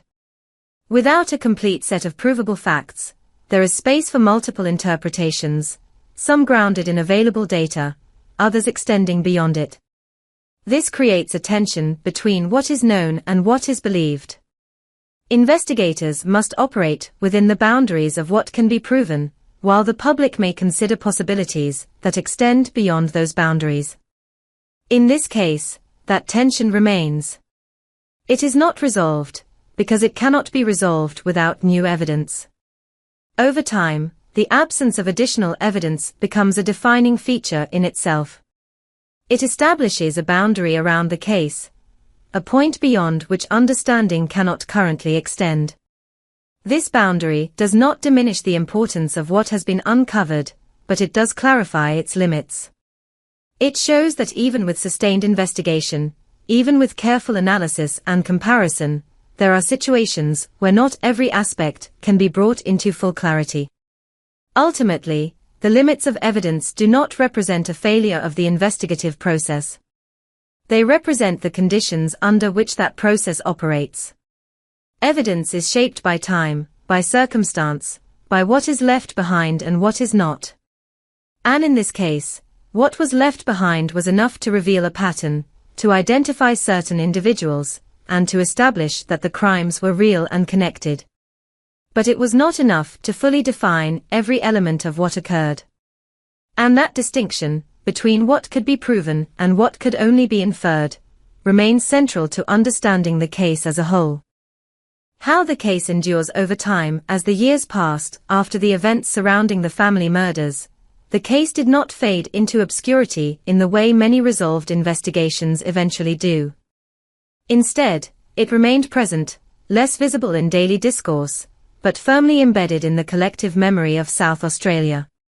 Its persistence is not driven by constant new developments or discoveries, but by the nature of what it represents, a case that was partially understood, partially resolved, and yet never fully closed. Memory, in this context, does not function as a simple record of past events.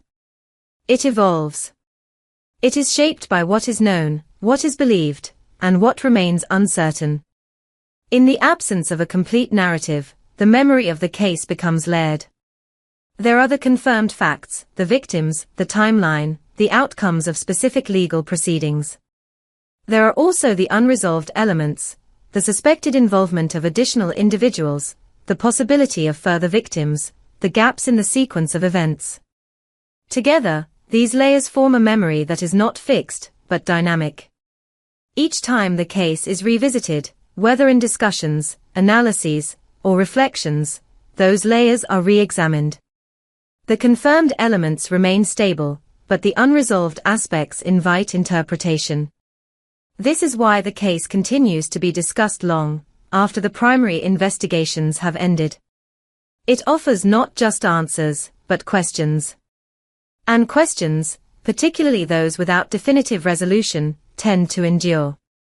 The legacy of the case also extends into how communities understand vulnerability and visibility.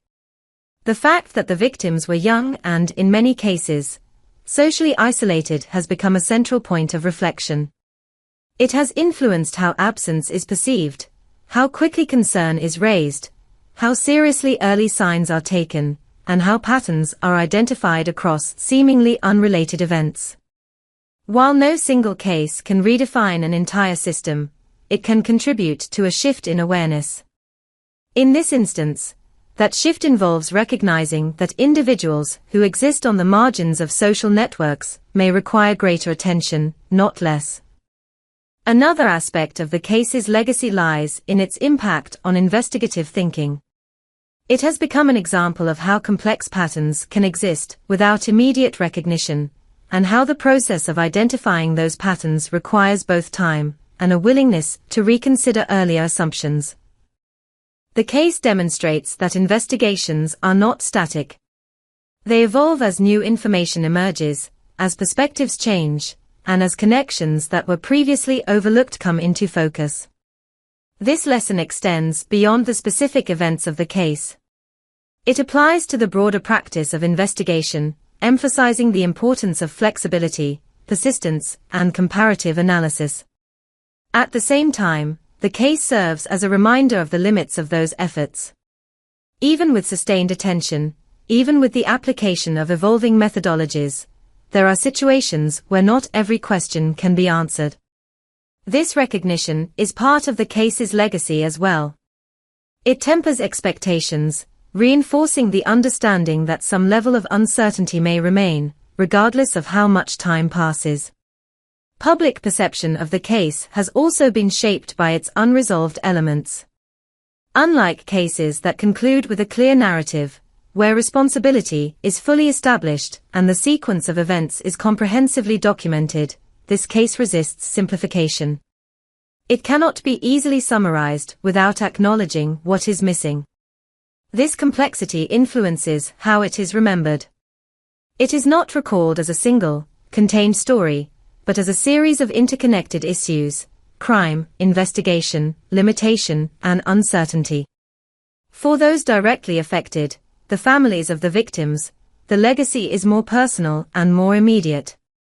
While the broader public may engage with the case as a subject of analysis or reflection, for them it represents loss that is not fully contextualized. The absence of a complete explanation means that certain questions remain unanswered on a deeply personal level. This aspect of the case does not change over time. It persists, independent of broader interpretations or societal lessons. In this way, the legacy of the case exists on multiple levels. There is the institutional level, where it informs investigative practices and legal considerations.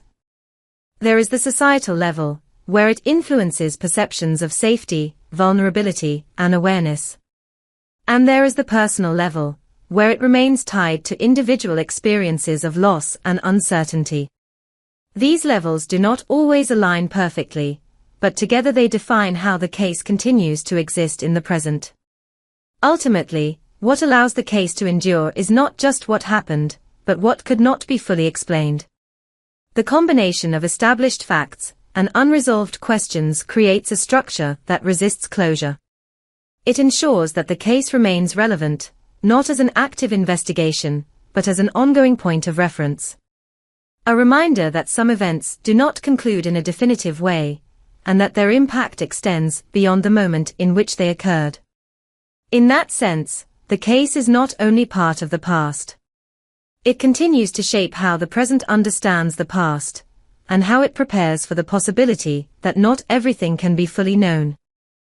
The silence between what is known and what is not in the end, the story of the family murders does not conclude with a single, definitive statement. It does not resolve into a complete narrative where every question has an answer and every action has been fully accounted for. Instead, it settles into something quieter, more complex, a space defined as much by what is known as by what remains beyond reach. In South Australia, the case stands as a reminder that not all events can be fully reconstructed, even when significant effort has been made to understand them. There is a natural expectation that time will bring clarity. That as years pass, as investigations continue, as information is revisited, the remaining gaps will gradually close. And in many cases, that expectation is met. Details emerge. Connections are confirmed. Narratives become more complete. But this case does not follow that pattern. Here, time has not eliminated uncertainty. It has, in some ways, defined it. The silence that exists within the case, the absence of complete answers, is not empty. It is structured. It exists between confirmed facts, between established events, between the points where understanding begins and where it must stop. This silence is not the result of inattention or neglect. It is the result of limits. Limits in evidence. Limits in visibility. Limits in what could be preserved, discovered, and ultimately proven. And those limits shape the final form of the case. What remains, then, is not a singular story, but a layered one. At its core are the victims, at least 5 young individuals whose lives ended under circumstances that were not fully explained. Their presence anchors the case in reality, in loss, in the undeniable fact that something occurred that cannot be undone. Around that core are the elements that have been established, the pattern of targeting, the structure of the crimes, the involvement of multiple individuals, and the legal outcomes that addressed parts of that structure. These elements form the framework of what is known. But surrounding that framework are the unanswered questions. Questions about the full extent of the group. Questions about the precise roles of those involved.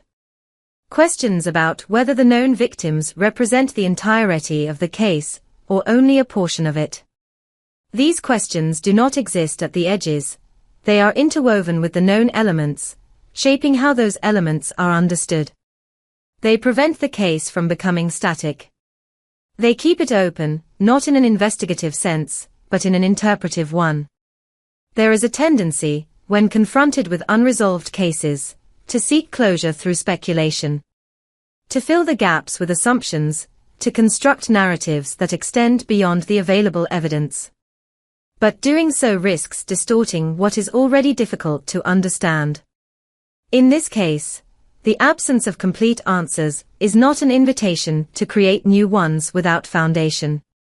It is a reminder of the importance of restraint, of recognizing where knowledge ends and where uncertainty begins. This distinction is not always comfortable. It leaves space where resolution is expected. It requires acceptance that some aspects of the case may remain undefined, not because they are unimportant, but because they are inaccessible. Yet within that discomfort, there is also clarity. A clarity about the nature of truth in complex situations. That it is not always complete. That it can exist in fragments. That it can be partially known, partially proven, and partially beyond reach. The legacy of this case, therefore, is not only in what it reveals, but in what it cannot fully reveal.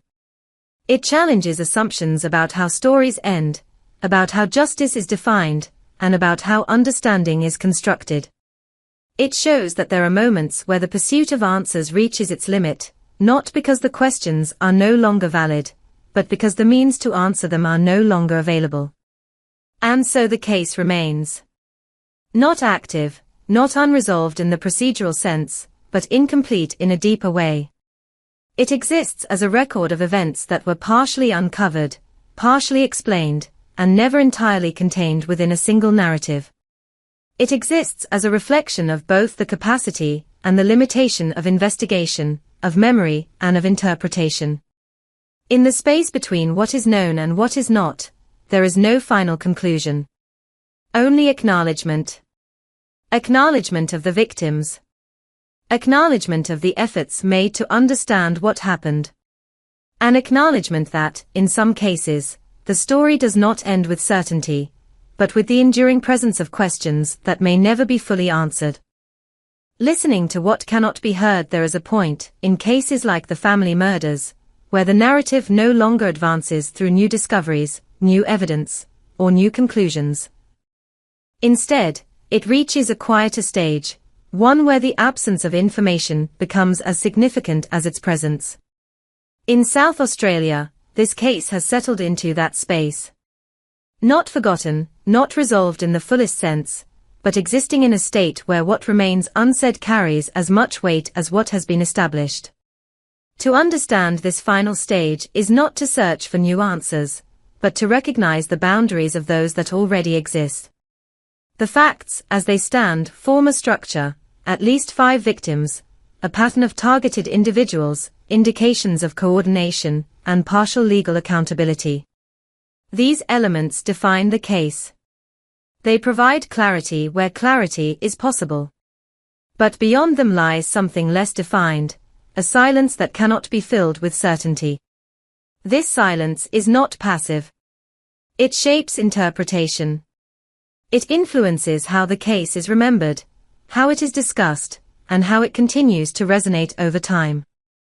It is present in the unanswered questions about the full extent of those involved, about the possibility of additional victims, about the exact sequence of events that cannot be reconstructed in full detail. These are not minor gaps.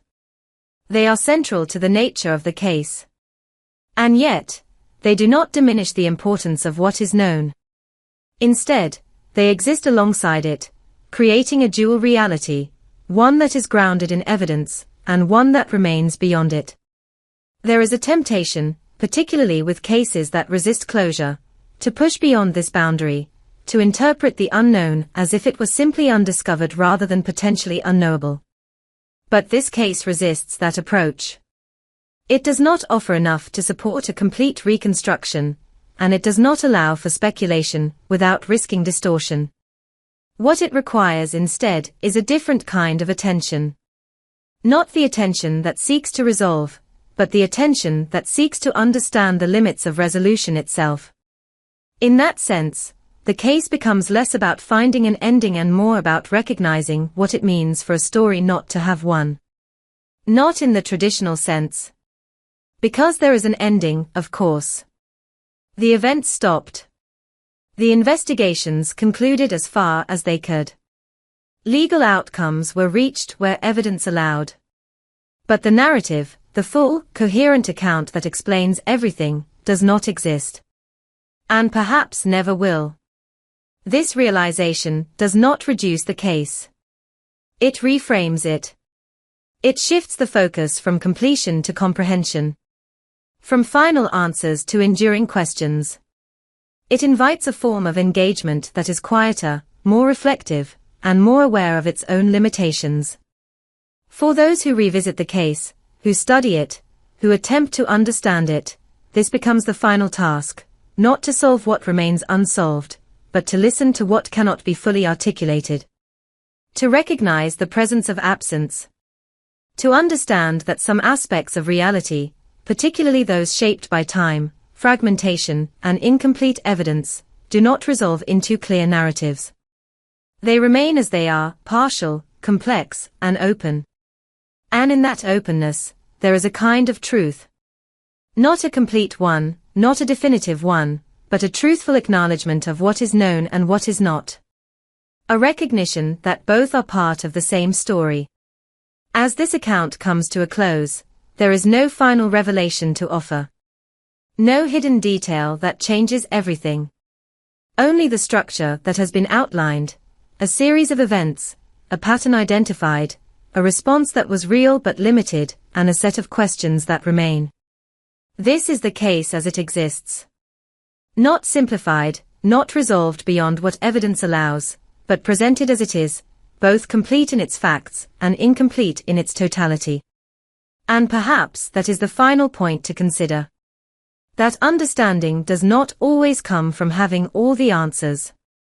Sometimes, it comes from recognizing why those answers cannot be fully obtained, and what that absence reveals about the nature of truth itself. A story without a final line. There are cases that end with a verdict, cases that close with a confession, and cases that resolve into a single, coherent narrative that leaves little room for doubt. But the family murders does not belong to that category. In South Australia, it remains something else entirely, a case that reached conclusions, but not a conclusion. A story that was investigated, prosecuted in part, and remembered, yet never fully completed. What defines this case, in the end, is not just what happened, but what could not be fully assembled into a single, definitive account.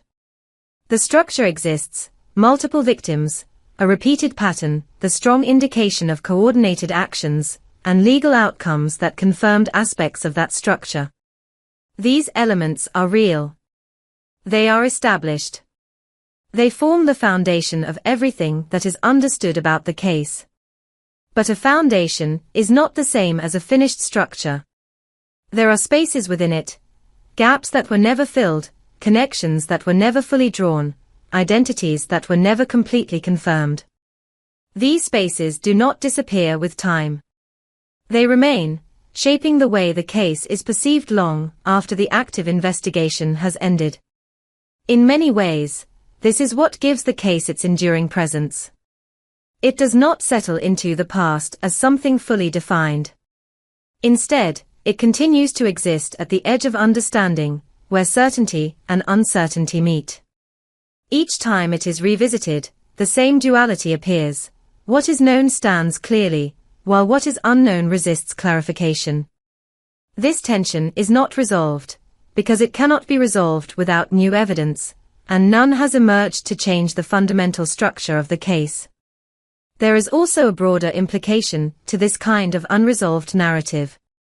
It challenges the expectation that every event can be fully understood if enough time and effort are applied. It suggests that there are limits, not just practical limits, but inherent ones. Limits shaped by what was recorded, what was lost, what was never observed, and what cannot be reconstructed after the fact. These limits are not unique to this case, but here, they are particularly visible. They define the boundaries of knowledge, marking the point beyond which certainty cannot extend. For the community, for investigators, and for those who continue to reflect on the case, this creates a lasting impression. Not one of confusion, but of incompleteness. A recognition that something significant occurred, that parts of it were uncovered and addressed, but that the entirety of it remains just out of reach. This is not an easy conclusion to accept. It leaves open the possibility of additional truths that may never be known. It leaves questions that do not have answers, and perhaps never will. And yet, within that incompleteness, there is still meaning. The case has contributed to a broader understanding of how patterns can form and remain hidden, how vulnerability can intersect with opportunity, and how investigation, even when thorough, operates within limits. It has influenced awareness, shaped perception, and become a reference point for how complex cases are approached and understood. These are not small outcomes. They represent a form of impact that extends beyond resolution. In the end, this epilogue is not a conclusion in the traditional sense. It does not tie together every thread, or provide a final perspective that resolves all ambiguity. Instead, it acknowledges the structure as it stands, a case partially illuminated, partially obscured, and permanently situated between the two. It is a reminder that some stories do not end with clarity, but with recognition of what has been uncovered, and of what remains beyond reach. And perhaps that is where this story ultimately rests. Not in a final line that closes the narrative, but in an understanding that the narrative itself remains open. Not active, not unresolved in a procedural sense, but incomplete in a way that cannot be fully changed. A story without a final line, only the quiet persistence of everything that has been found, and everything that has not.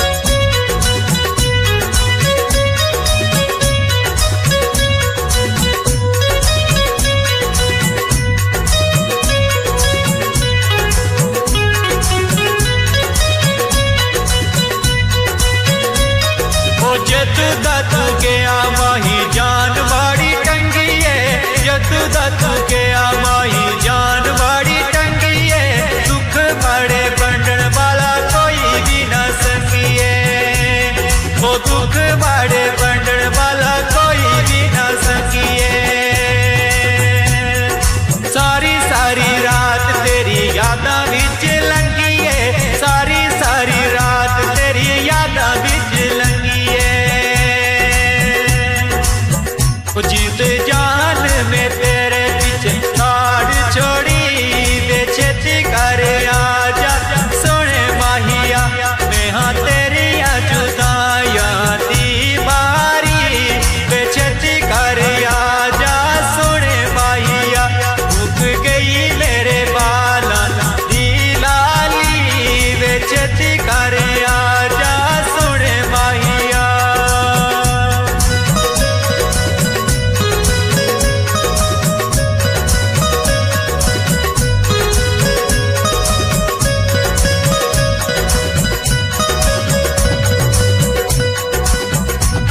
हो रात तेरे तक तक अखियां में थकियां रात तेरे तक तक अखियां में थकियां तेरी निशानियां में साम साम रखियां ओ तेरी निशानियां में साम साम रखियां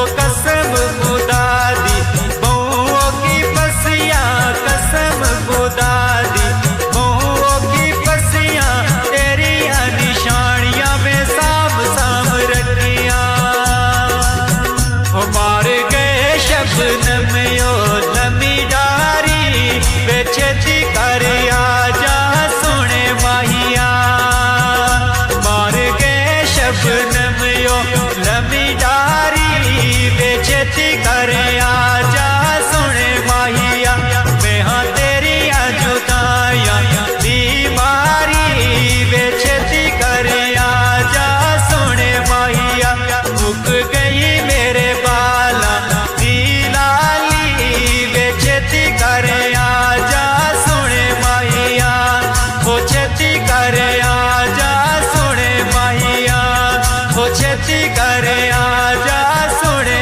माहिया हो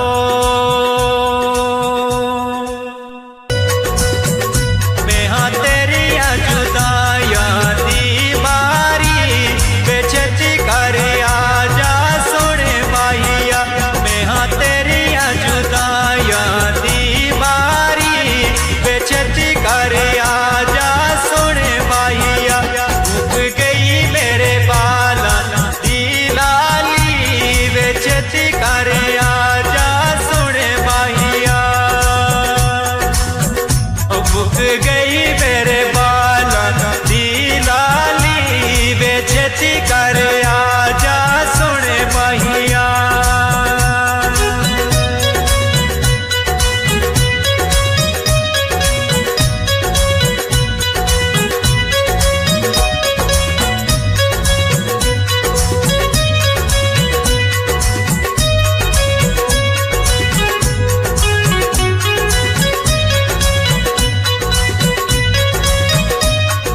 दिला दे आ मेर मामे होई